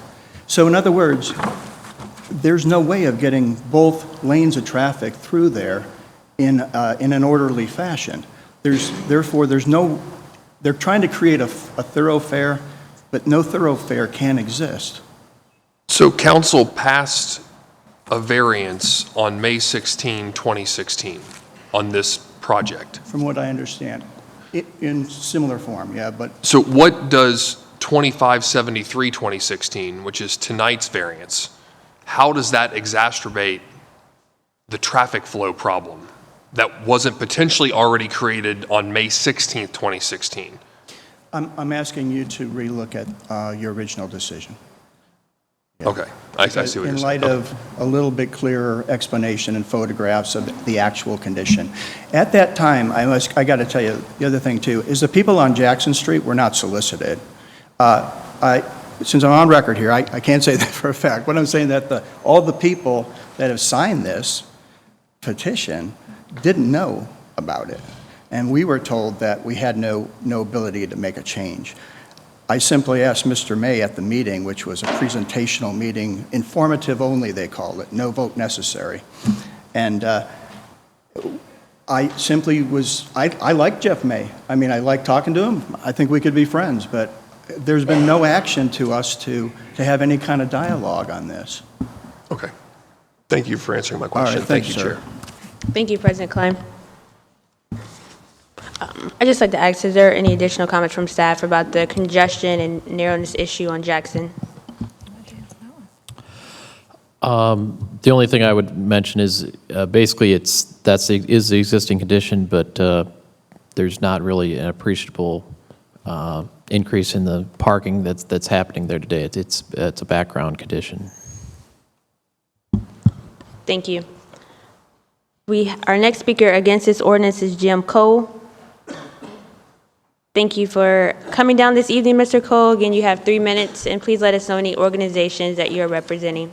I'm representing myself, and please bear with me because I have macular degeneration, so I don't see very well. So I might take a few more seconds over the 3 minutes. I'm speaking tonight because I'm against this new variance. The residents of Schumacher Place were denied due process and were denied the right to vote on this variance. On August 13th, I attended a civic association meeting regarding the Arbors project. At that meeting, we were told that the meeting was informational only and no vote would be taken. We were also told by Mr. Davis of the Southside Area Commission that the Columbus City Council had already approved the variance and that the property was zoned commercial. And as such, we had no voice and we could make no changes to the design. I assume that the information we were given was correct. This information was in fact not true. There was a new variance request and the property was in fact zoned. We were told was commercial, was actually residential. Because this was an informational only meeting, Mr. Davis did not ask for a vote on the variance. No vote was taken and no approval was given by the members of the Southside or the Civic Association. The minutes from the meeting clearly state this, back up this statement. Then Mr. Davis decided to completely bypass the Southside Area Commission, where he is also a commissioner. So no variance hearing was ever scheduled or held. The residents were denied due process, and again, they were not allowed to speak and or express their issues at the Southside Area Commission. The commissioners were also denied the right to vote on the new variance also. As the September meeting of the Southside Area Commission, this issue was addressed and a motion was passed to send a letter to the city stating that Mr. Davis did not follow the proper procedures and processes of the Southside Area Commission. You may have been given a copy of the minutes from that meeting. Then Mr. Davis completed and signed off on a false standard recommendation form for both the Southside Area Commission and for our Civic Association stating that the variance was approved when in fact no approval was ever given by either organization.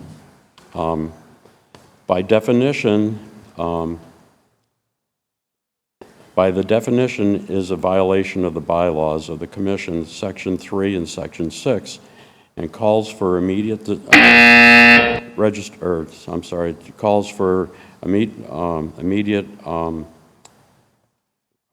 disposal of the person. Because Mr. Davis was sworn at the city attorney's office, I would request that the attorney reviews Mr. Davis's conflict. Sorry about that. I'm not good at speaking to large groups. Do you have any questions? Thank you so much, Mr. Cole. Are there any questions or? Thank you. And our final speaker against this ordinance is John Eldon. Mr. Eldon, again, you have 3 minutes, and if you could let us know any organizations that you are representing.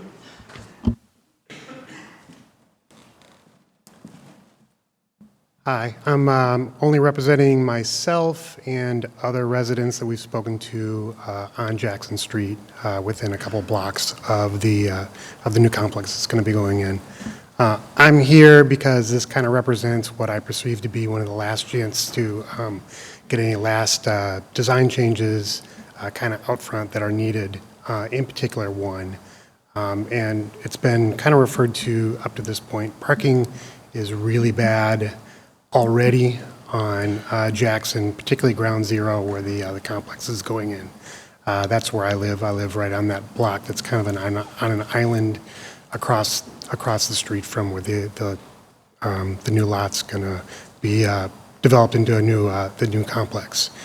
Under the new design of routing on Jackson, Jackson's going to be extended to connect to Lehman. Lehman is where the ingress and egress from the underground parking from the complex is going to be, which will then allow traffic to and from that lot to go down Jackson to enter into the German Village area.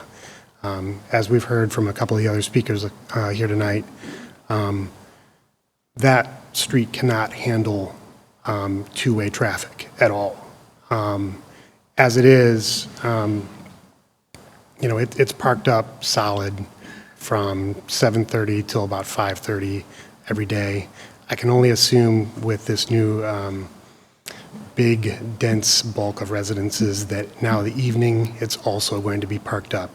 Having a lot of additional traffic go down that street to enter into German Village is going to cause a lot of hardship, and I think a dangerous situation at a couple of the intersections that are on Jackson. Speaking to a lot of our neighbors, they're very concerned about parking, which I don't know that, I can't envision a good solution right now for us on that street, what that would be, but to not extend Jackson to Lehman would be a good solution for those residents as far as calming the traffic problems that are going to be present if that connection is made. So basically I'm here to speak and hope that this ordinance doesn't pass, because if all the ordinances get signed off on and the development starts to proceed, then we don't have the opportunity to correct this going forward. Thank you. Thank you. Are there any questions for Mr. Eldon? Thank you for coming down. I would now like to ask if we have a representative of the Southside Area Commission who would like to speak.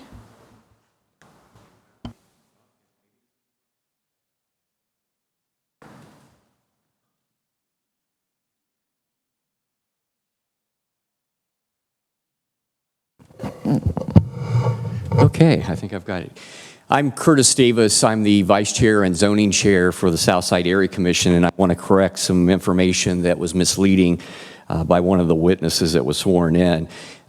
We were advised by City Development to do another meeting when this variance came back to us. We went to the Civic, I'm cutting out again, to the Civic President Kathy Green, who talked to you this evening. She went to her board. it was suggested that we do an informational hearing since it was just a reduction, kind of back to Council President Klein's question of, what changed from June to present day. We went to that meeting. Everybody was told that they could make a motion to take a vote. That gentleman was in that meeting. He did not make any attempt or any effort to ask for a motion to have this tabled, to actually have the civic take a vote on the matter. I'm very transparent when we do our zoning, 21 months, so this wasn't something that was jammed down people's throats or anything. Mr. May has been very forthright on what he's trying to do. The issue at hand is a parking issue. I will say this to you guys, that we need to start looking at permit parking in that area. I have reached out to Nationwide Children's. Angela Mingo just sent me an email about 20 minutes ago. She's willing to talk about that. But relative to the information, we followed what we were told to do. There was a commissioner that asked for us to, if we had any reductions or anything later on, for us to go through the full hearing where we do a site hearing and it goes to the civic. But I was just following instructions of what we were supposed to do on this matter. So the commission fully supports it. Schumacher overwhelmingly supported it, and you've heard that testimony this evening. Thank you, Mr. Davis. Are there any questions for Commissioner Davis? Excuse me. I'm sorry. Thank you. That's only for council members. Thank you. I would now like to ask the applicant to come down if you have a rebuttal. You have an additional 3 minutes if you have any additional comments. Okay, thank you. Are there any additional questions or comments for staff? I actually have a few. Could you pull back up the picture of just like the site plan and talk briefly to parking as it relates particularly to this project, and again, any kind of the Jackson-Lehman connection and how staff came to approve that? It'll probably be a group effort between Dan Blechschmidt and I. Jeff, would you be able to put that slide back up, please?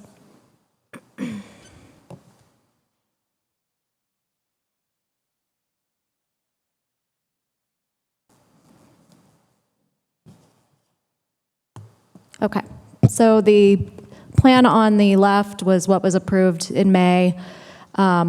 There was the opening along Jackson Street was proposed at that point in time. So today, that plan that's on the left side could be developed. Mr. May had filed the revised plan, which is on the right. Really, the only reason why a new council variance was necessary was because of the 2 building arrangement versus the 1 building arrangement and parking lot that's depicted on the left. He would have been able to do a less dense project with a building in that same footprint if he would have followed basically the same plan that you see on the left. So this was really just kind of a technical necessity as far as replacing the site plan. But nothing along Jackson Street has changed from the original zoning and council variance that was approved back in May. And if you wanted to have Dan Blechschmidt explain some of the traffic flow provisions, he can do that. Thank you. Yes, I guess related to the Jackson Street connection, I think something that's important to recognize is that is going to be a private parking lot, or there'd be private access through connecting from the end of Lehman around through between the 2 buildings and over to Jackson. So it will not look like a continuous connection, even though vehicles can pass through that way. There will be not, it will not look like it's a continuation of the public street. So basically part of their parking lot and access. So as far as creating a cut through or creating any kind of additional traffic that's going to be going that way, it would likely only be the folks that would be coming or going from that development. Thank you both. Are there any additional questions or comments? Councilmember Elizabeth Brown. One of the witnesses made a mention that notices were not sent at, I forget which, I think back in May. Can you just speak to that? Were notices done? And the typical way? As Ms. Green testified, they posted on Nextdoor Neighbor. There was notices that went out. Actually, Kathy is one of my better civic presidents. She actually sends cards out to folks.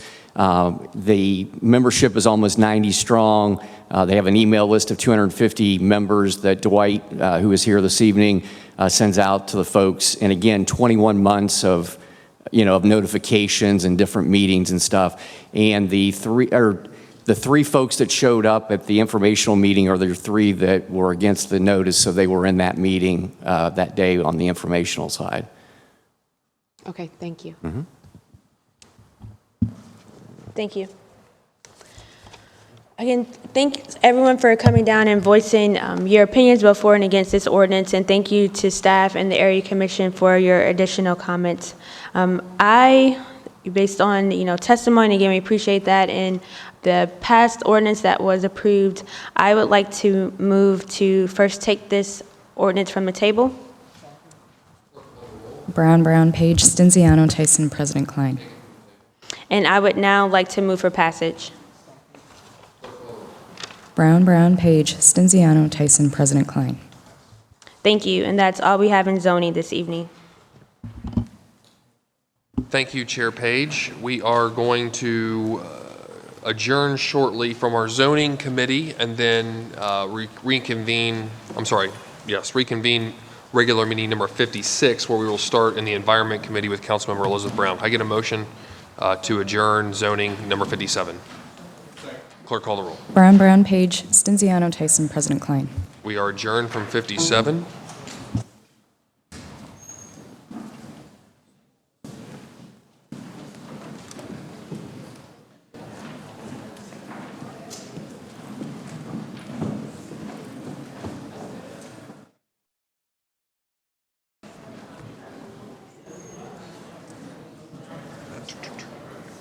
Can I get a motion to reconvene regular meeting number 56? Is there a second?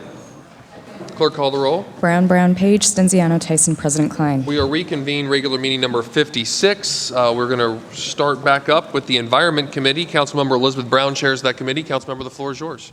Thank you, President Klein. Tonight in Environment, we have Ordinance 2675-2016 to authorize the Mayor's Office to enter into contract with Jade Track for the Green Spot Metrics software platform, to authorize the expenditure of $19,500 from the General Government Grants Fund, to waive the competitive bidding requirements of Columbus City Code, and to declare an emergency. Director Gallagher, can you just speak to the waiving the competitive bidding requirements?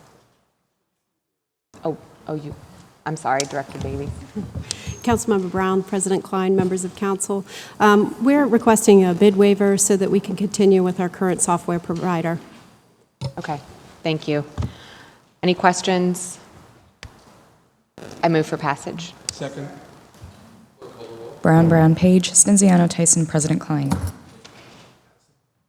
Next, we have Ordinance 2721-2016 to amend the 2016 capital improvements budget, to authorize the city auditor to transfer cash and appropriation within the refuse bonds fund, to authorize the finance and management director to enter into contracts for the purchase of manual side loader refuse trucks with compressed natural gas from Columbus Truck and Equipment and Valley Ford Truck, to establish funding for the Division of Refuse Collection personnel to inspect the vehicles during the manufacturing, and to waive the competitive bidding provisions of City Code Chapter 329, to authorize the expenditure of $1,480,000 within the Refuse Bonds Fund, and declare an emergency. Director, can you speak to the waiver of competitive bidding, please? Yes, Chair Brown, Councilmember President Klein, and other members of council. So the city received 4 bids for this advertised RFP. The lowest bid came in actually with diesel-powered as diesel-powered trucks, and the specifications were compressed natural gas, so that one we are not going to go with. And then for the other 3 vendors, we would like to go with all 3 of them so we can take certain parts from each of those 3 vendors and test different components of those on various trucks, and that way we know which truck would perform the best as we move forward throughout the years. Thank you. Any questions from my colleagues? Seeing none, I move for passage. Brown, Page, Stinziano, Tyson, President Klein.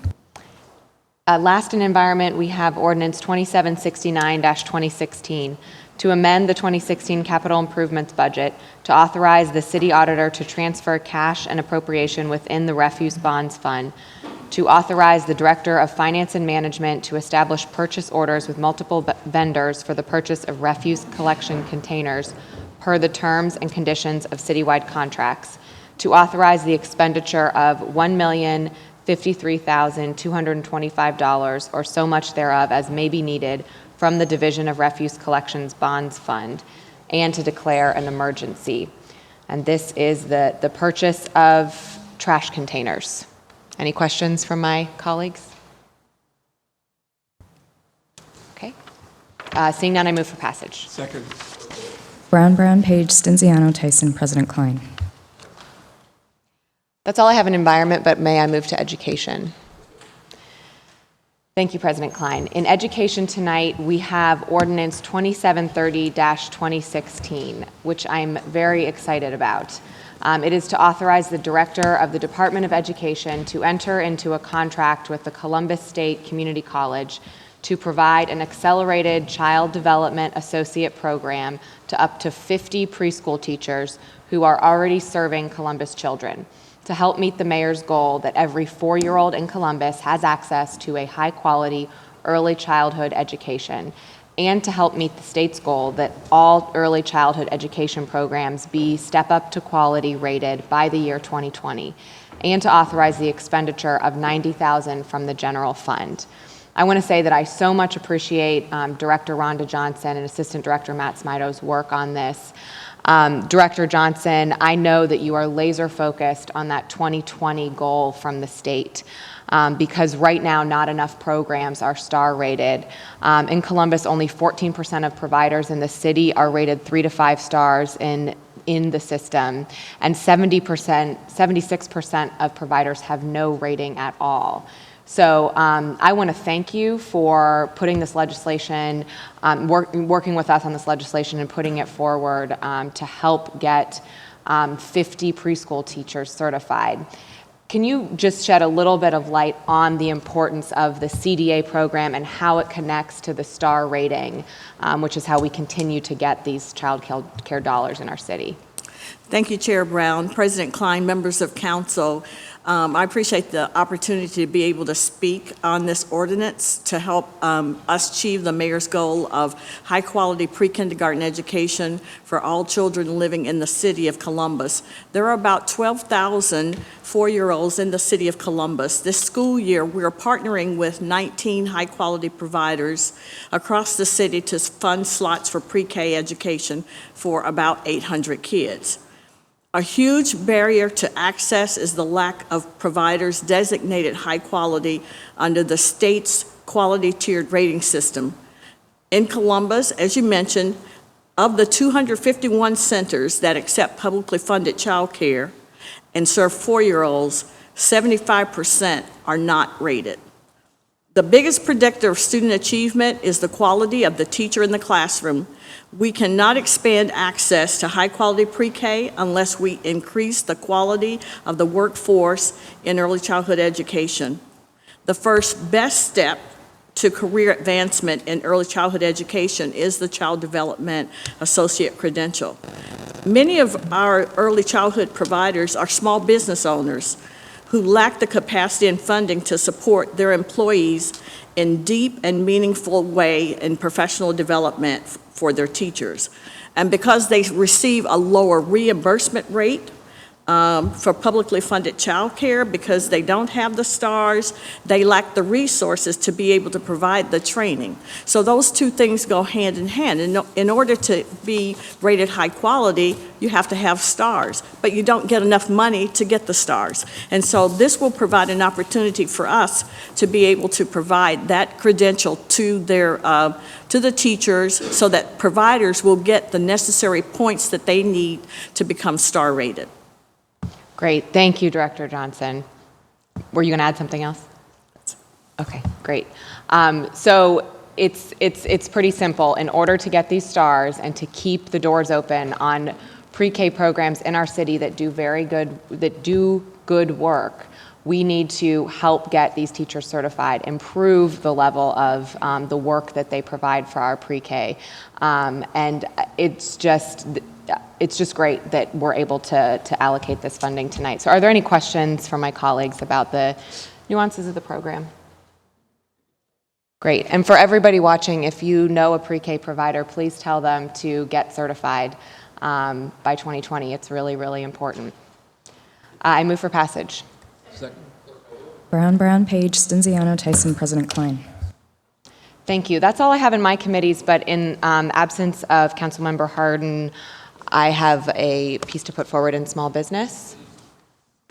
In small business committee tonight, we have ordinance 2805-2016 to authorize and direct the city auditor to establish an auditor's certificate on behalf of the Equal Business Opportunity Commission to become the Office of Diversity and Inclusion on January 1st, 2017, for the implementation of a disparity study, to authorize and direct the city auditor to transfer $468,000 within the general fund, to authorize the expenditure of $468,000 from the general fund, and to declare an emergency.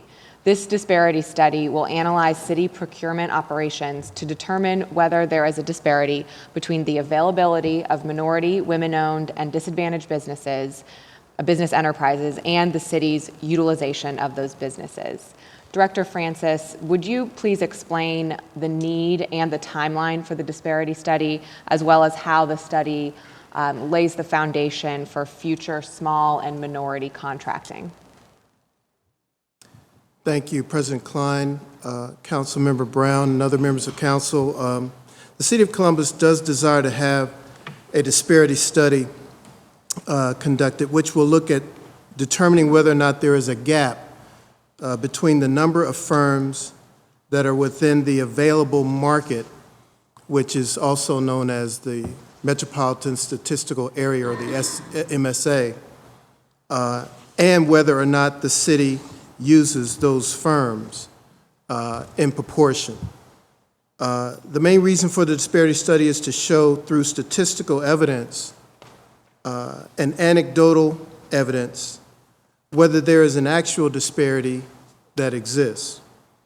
If a disparity is found by the study, then the city may set legally defensible goals, which must be narrowly tailored as it relates to the impacted group the study reveals.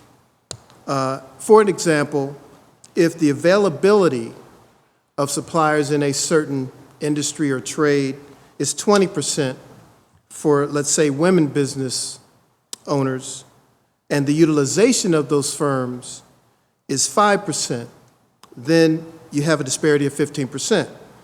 A 15% disparity or inequity means you can set a goal in an ordinance, through ordinance, for that specific disparity to eliminate it. Another example would be if the availability of an African-American business is 10% for construction trades, but the utilization is 5%, then a disparity exists, and the city can set, again, goals for those African-American owned construction firms per the study's empirical data. The City of Columbus has not conducted a disparity study in over a decade. And the community, the business community and the community at large, as well as the Ginther administration, believes it is definitely time for another study to be conducted.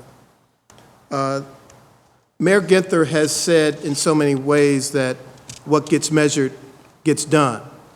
And we firmly believe that having a goal in the statute that is based on a study narrowly tailored that may identify a disparity is a good way to set metrics to try to achieve the elimination of that disparity. All the directors are very committed in the cabinet, but sometimes we need a statutory guidepost, if you will, to keep us on track towards achieving that goal to eliminate any disparity that's found. So it's anticipated the disparity study process, the review and the findings will take at least a year to complete, with the results presented to the mayor, the city council, and the community at large through another public hearing. So we respectfully ask for your support and your consideration for this very important legislation. Great. Are there any questions from my colleagues for Director Francis? Yep, President Klein. Thank you, Councilmember Brown. Director, you mentioned goods and services, suppliers, construction. What about police and fire in disparity study? Is there an application or purpose for minority recruitment within the ranks? Is disparity study ever used for that? Is this disparity study going to look at that? Where does that fall? Well, the employment of more diverse police officers and firefighters is a separate issue from the disparity study, which will focus only on supplier diversity. However, as you know, there is a very concerted effort afoot to address various ways to improve diversity within police and fire. Is there a disparity study equivalent for employment and recruitment that the city could explore or use that is analogous to the disparity study that is we're going to pass here hopefully in 2805, 2016 for suppliers and construction? Yeah, it's more of a analysis of local census data. There's a couple different sets of data. There's the demographics as a whole, then there's the workforce, and then there's the available workforce, which is actually skilled or trained to do the specific job that is disparately represented by certain ethnicities or genders.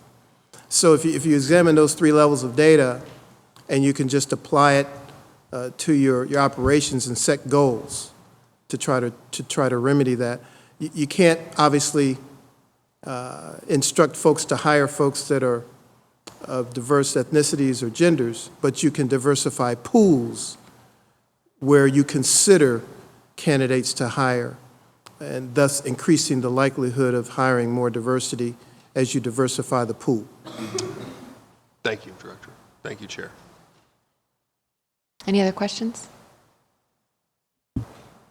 Oh, yes. Thank you, Madam Chair. I'm just looking forward to the results of the study a year from now, and then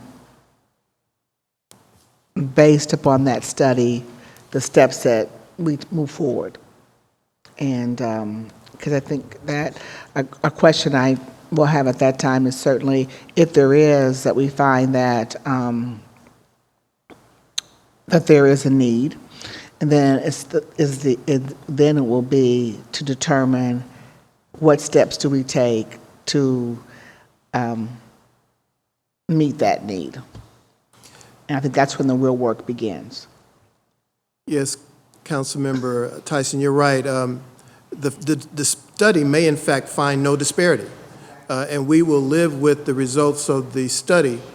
But Mayor Ginther has said that obviously Columbus is considered America's opportunity city, but we believe that efforts like this disparity study will help ensure that this city is also America's equal opportunity city, so that all types of business owners can share in the prosperity. Great, thank you. Are there any other questions from my colleagues? Okay. Seeing none, I move for passage. Brown, Brown, Page, Stinziano, Tyson, President Klein. Thanks, President Klein. That's all I have in my committees tonight.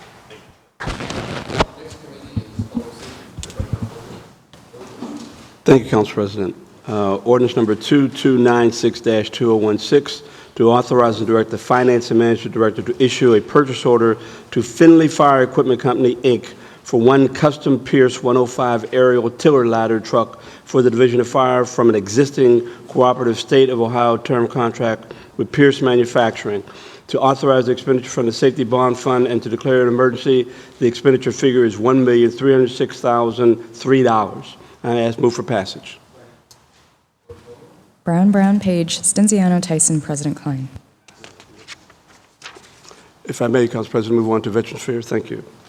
Ordinance number 2612-2016 to authorize and extend a continuation of military leave with pay to city employees eligible for such leave who have and or will be members of the uniformed services who are called to perform service in the uniformed services in connection with ongoing Homeland Security efforts and in connection with international and domestic response events for the ensuing year, in which they are performing service in the uniformed services, to allow for the continuation of city-provided group health and life insurance under the same terms and conditions currently in effect for city employees and their beneficiaries, and to declare an emergency.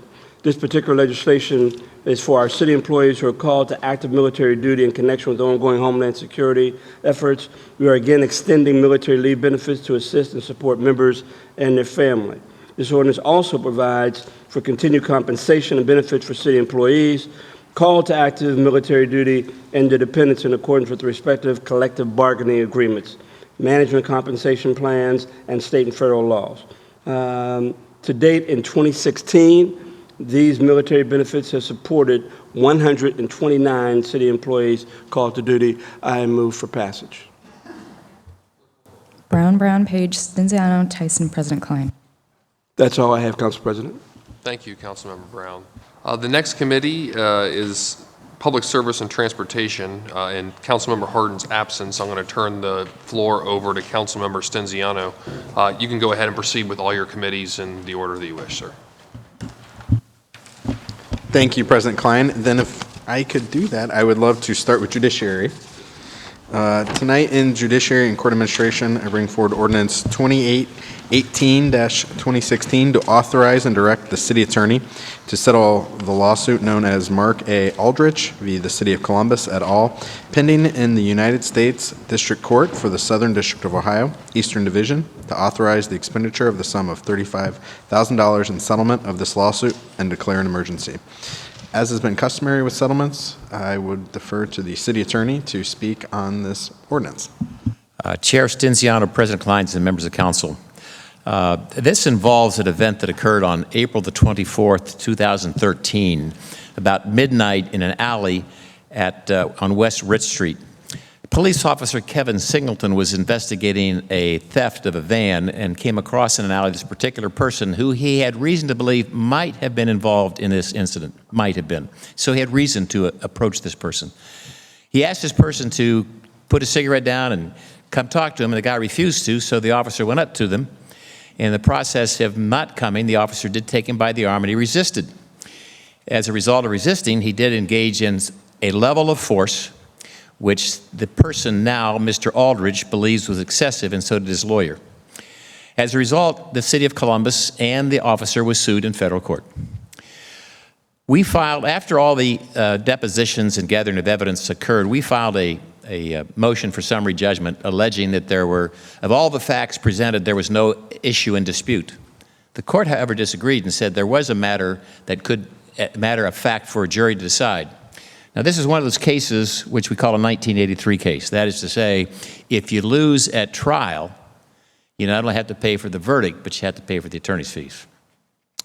So this is why these kinds of cases are difficult.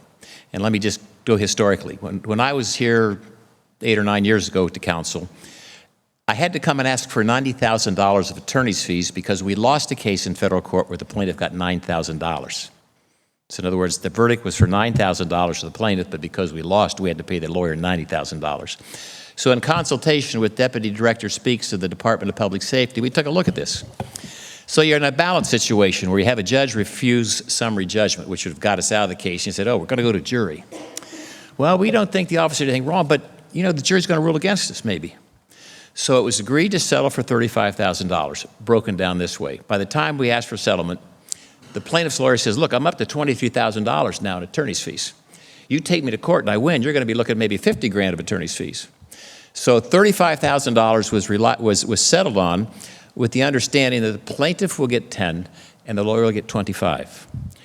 It's a risk analysis, and in consultation with the Department of Public Safety, we weren't going to roll the dice, and we thought this settlement would be in our best interest as well as the plaintiffs, and I'd ask council to pass this ordinance.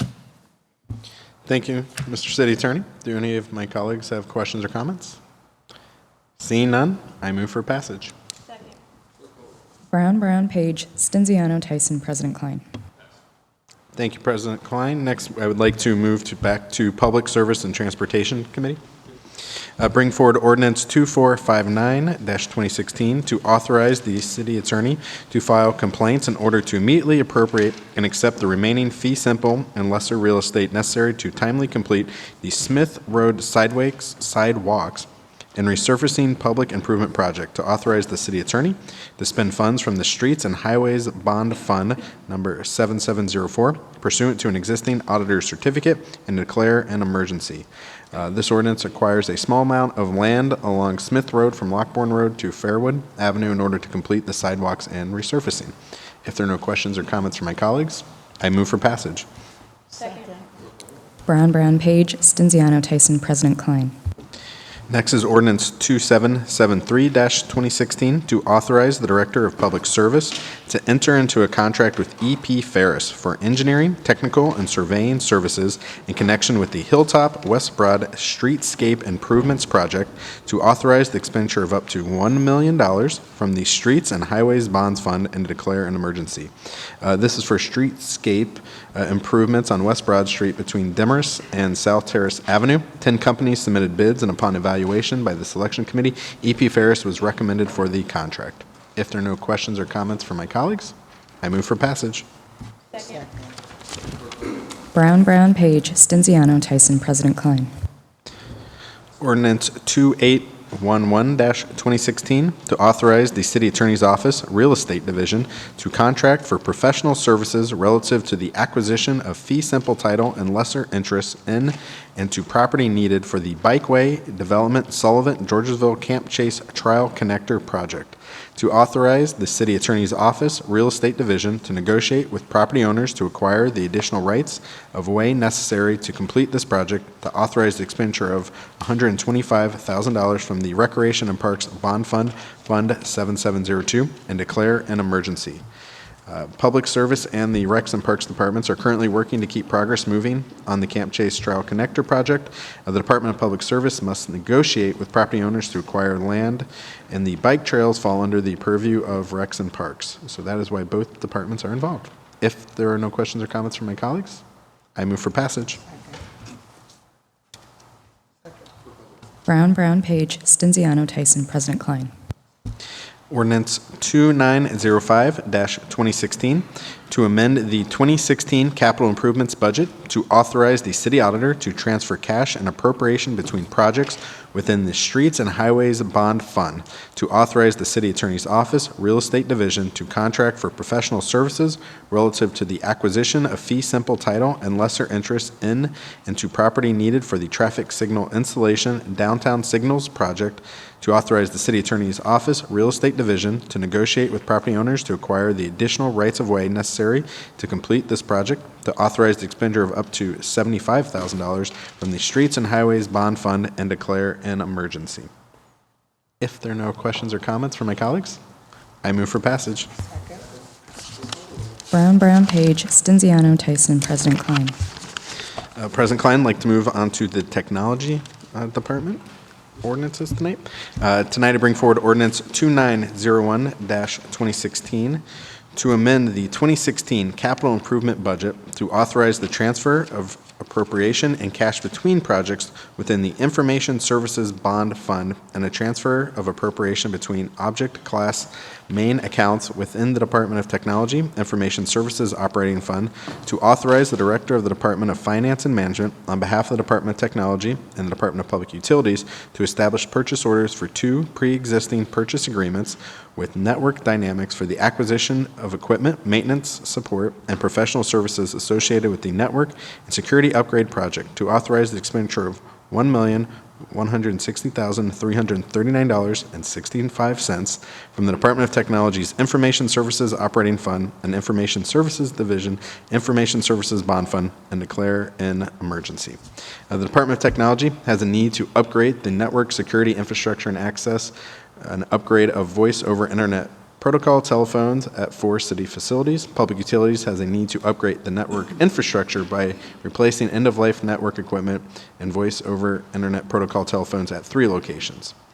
If there are no questions or comments from my colleagues, I move for passage. Second. Brown, Page, Stinziano, Tyson, President Klein. It is all in technology. Move on to Public Utilities. Bring forward ordinance 245-2016 to declare the city's necessity and intent to appropriate and accept certain fee simple title and lesser real estate in order to complete the Woodward Avenue Sanitary Sewer Public Improvement Project and declare an emergency. Back in September, we passed ordinance 2113-2016, authorized by the city attorney to acquire this real estate. The acquisition of this property was necessary in order to complete the sanitary sewer public project in the vicinity of Brentnell Avenue and Woodward Avenue. If there are no questions or comments from my colleagues, I move for adoption.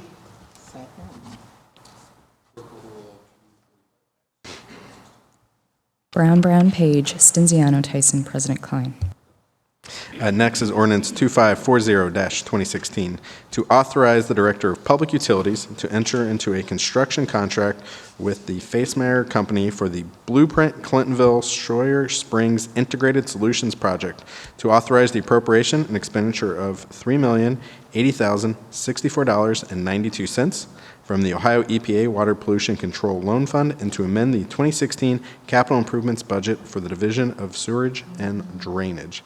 This project consists of constructing bioretention basins, rain gardens, and relocating water mains in the Clintonville planning area. If there are no questions or comments from my colleagues, I move for passage.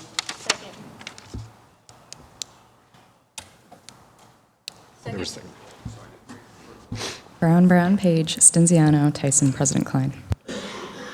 Ordinance 2664-2016 to authorize the Director of Public Utilities to enter into a contract modification with DLZ Ohio for a construction, administration, and inspection services contract to authorize the expenditure of up to $1,740,942.78 from the Sanitary Sewer General Obligation Bond Fund, and to declare an emergency.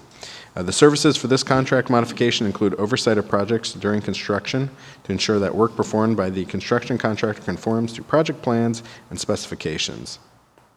The projects are as follows: the Blueprint Clintonville Cook Glenmont Area Green Infrastructure, Blueprint Clintonville Schroyer Springs Integrated Solutions, Blueprint Hilltop Lining Project, and the Central College Subtrunk Big Walnuts. If there are no questions or comments from my colleague, I move for passage. Brown, Page, Stinziano, Tyson, President Klein.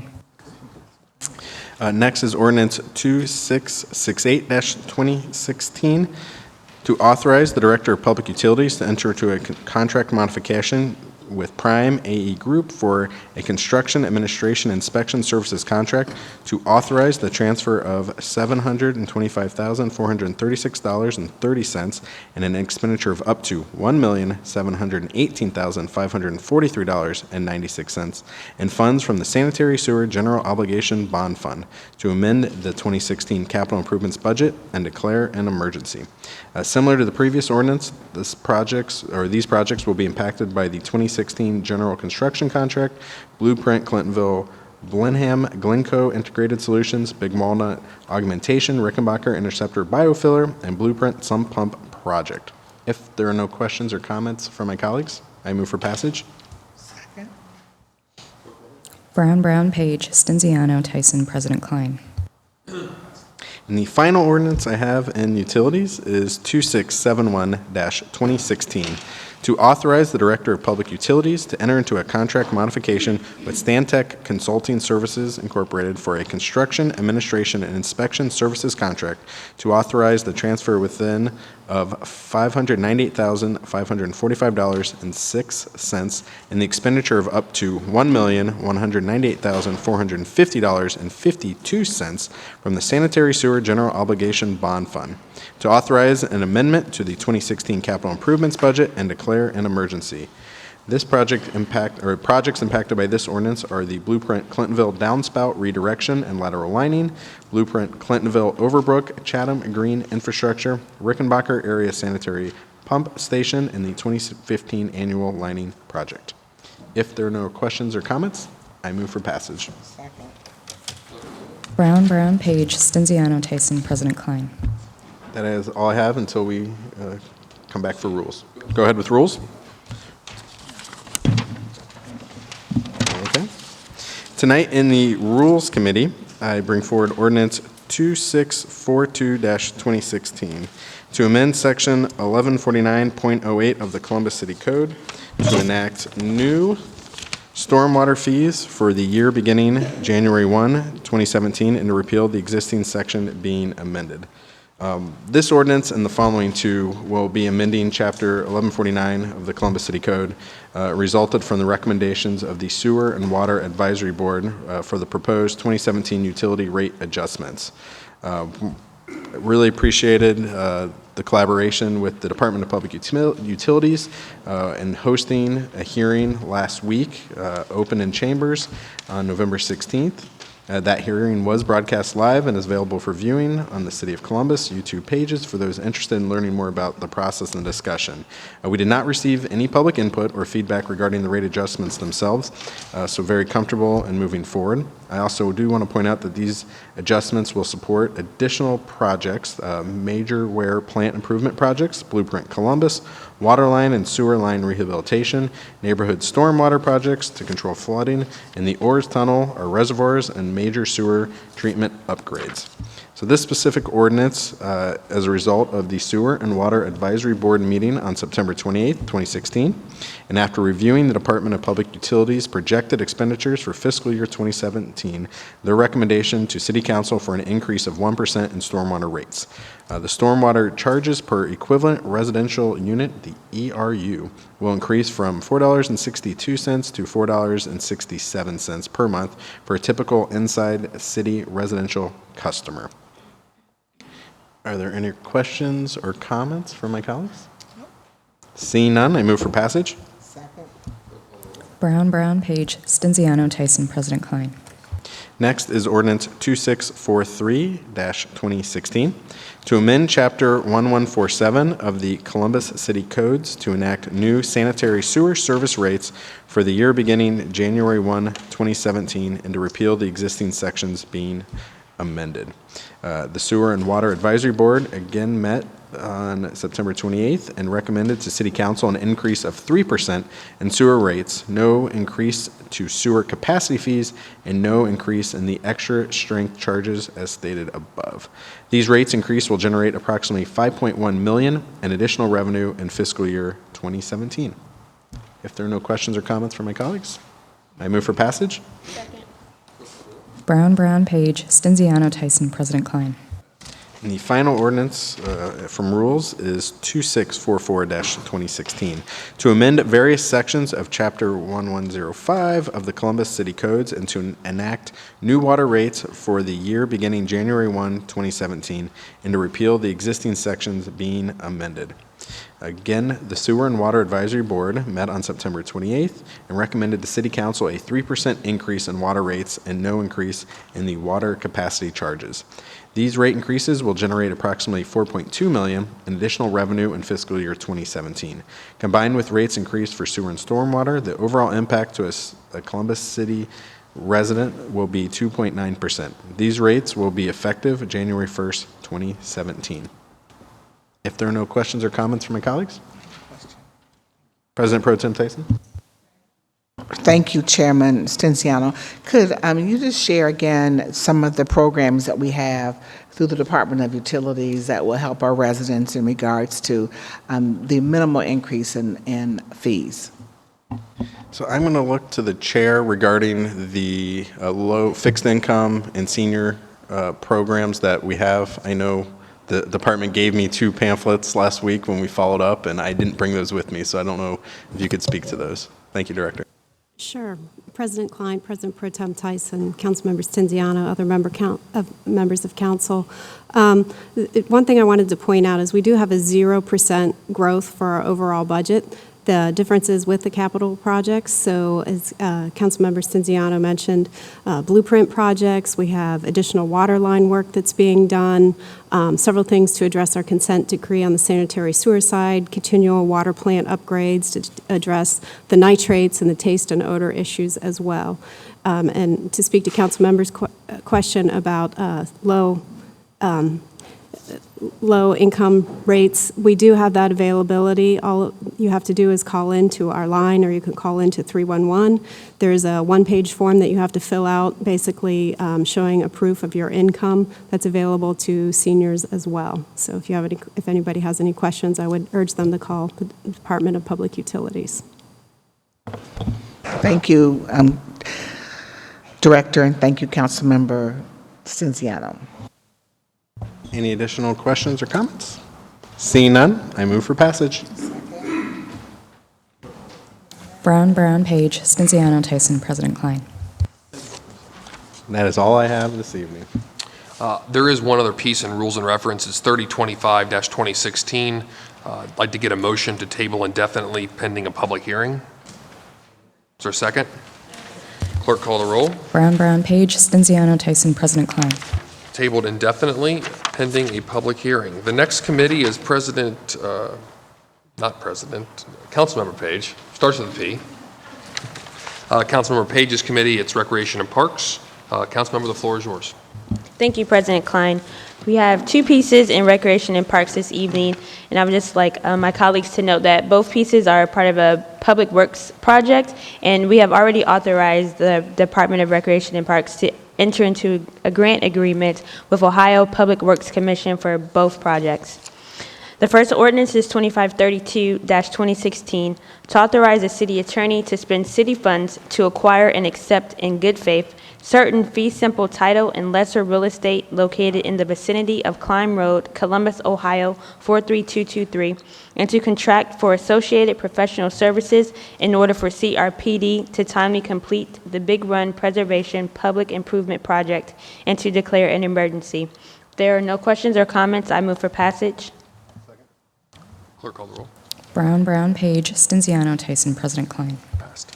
Ordinance 2558-2016 to authorize the city attorney to spend city funds to acquire and accept in good faith certain fee simple title and lesser real estate located in the vicinity of Stigler Road, Columbus, Ohio 43230, and to contract for associated professional services in order for CRPD to timely complete the Big Walnut Preservation Public Improvement Project, to authorize the expenditure from the Recreation and Parks Grant Fund and the Recreation and Parks Voted Bond Fund, and to declare an emergency. If there are no questions or comments, I move for passage. Clerk, call the roll. Brown, Page, Stinziano, Tyson, President Klein. Passed. Thank you. And President Klein, if I may move to the Housing Committee? Yes. Thank you. And we have ordinance 2427-2016, and I would like to motion to table indefinitely and request a voice vote. Clerk, call the roll by voice on tabling indefinitely. Ms. Brown? Mr. Brown? Yes. Page? Stinziano? Tyson? Abstain. President Klein. Yes, tabled indefinitely. Thank you. That's all I have, President Klein.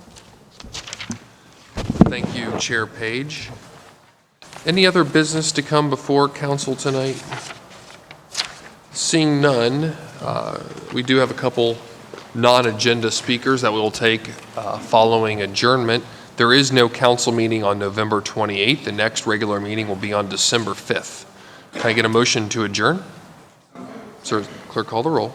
Brown, Page, Stinziano, Tyson, President Klein. We stand adjourned. We'll take non-agenda speakers shortly.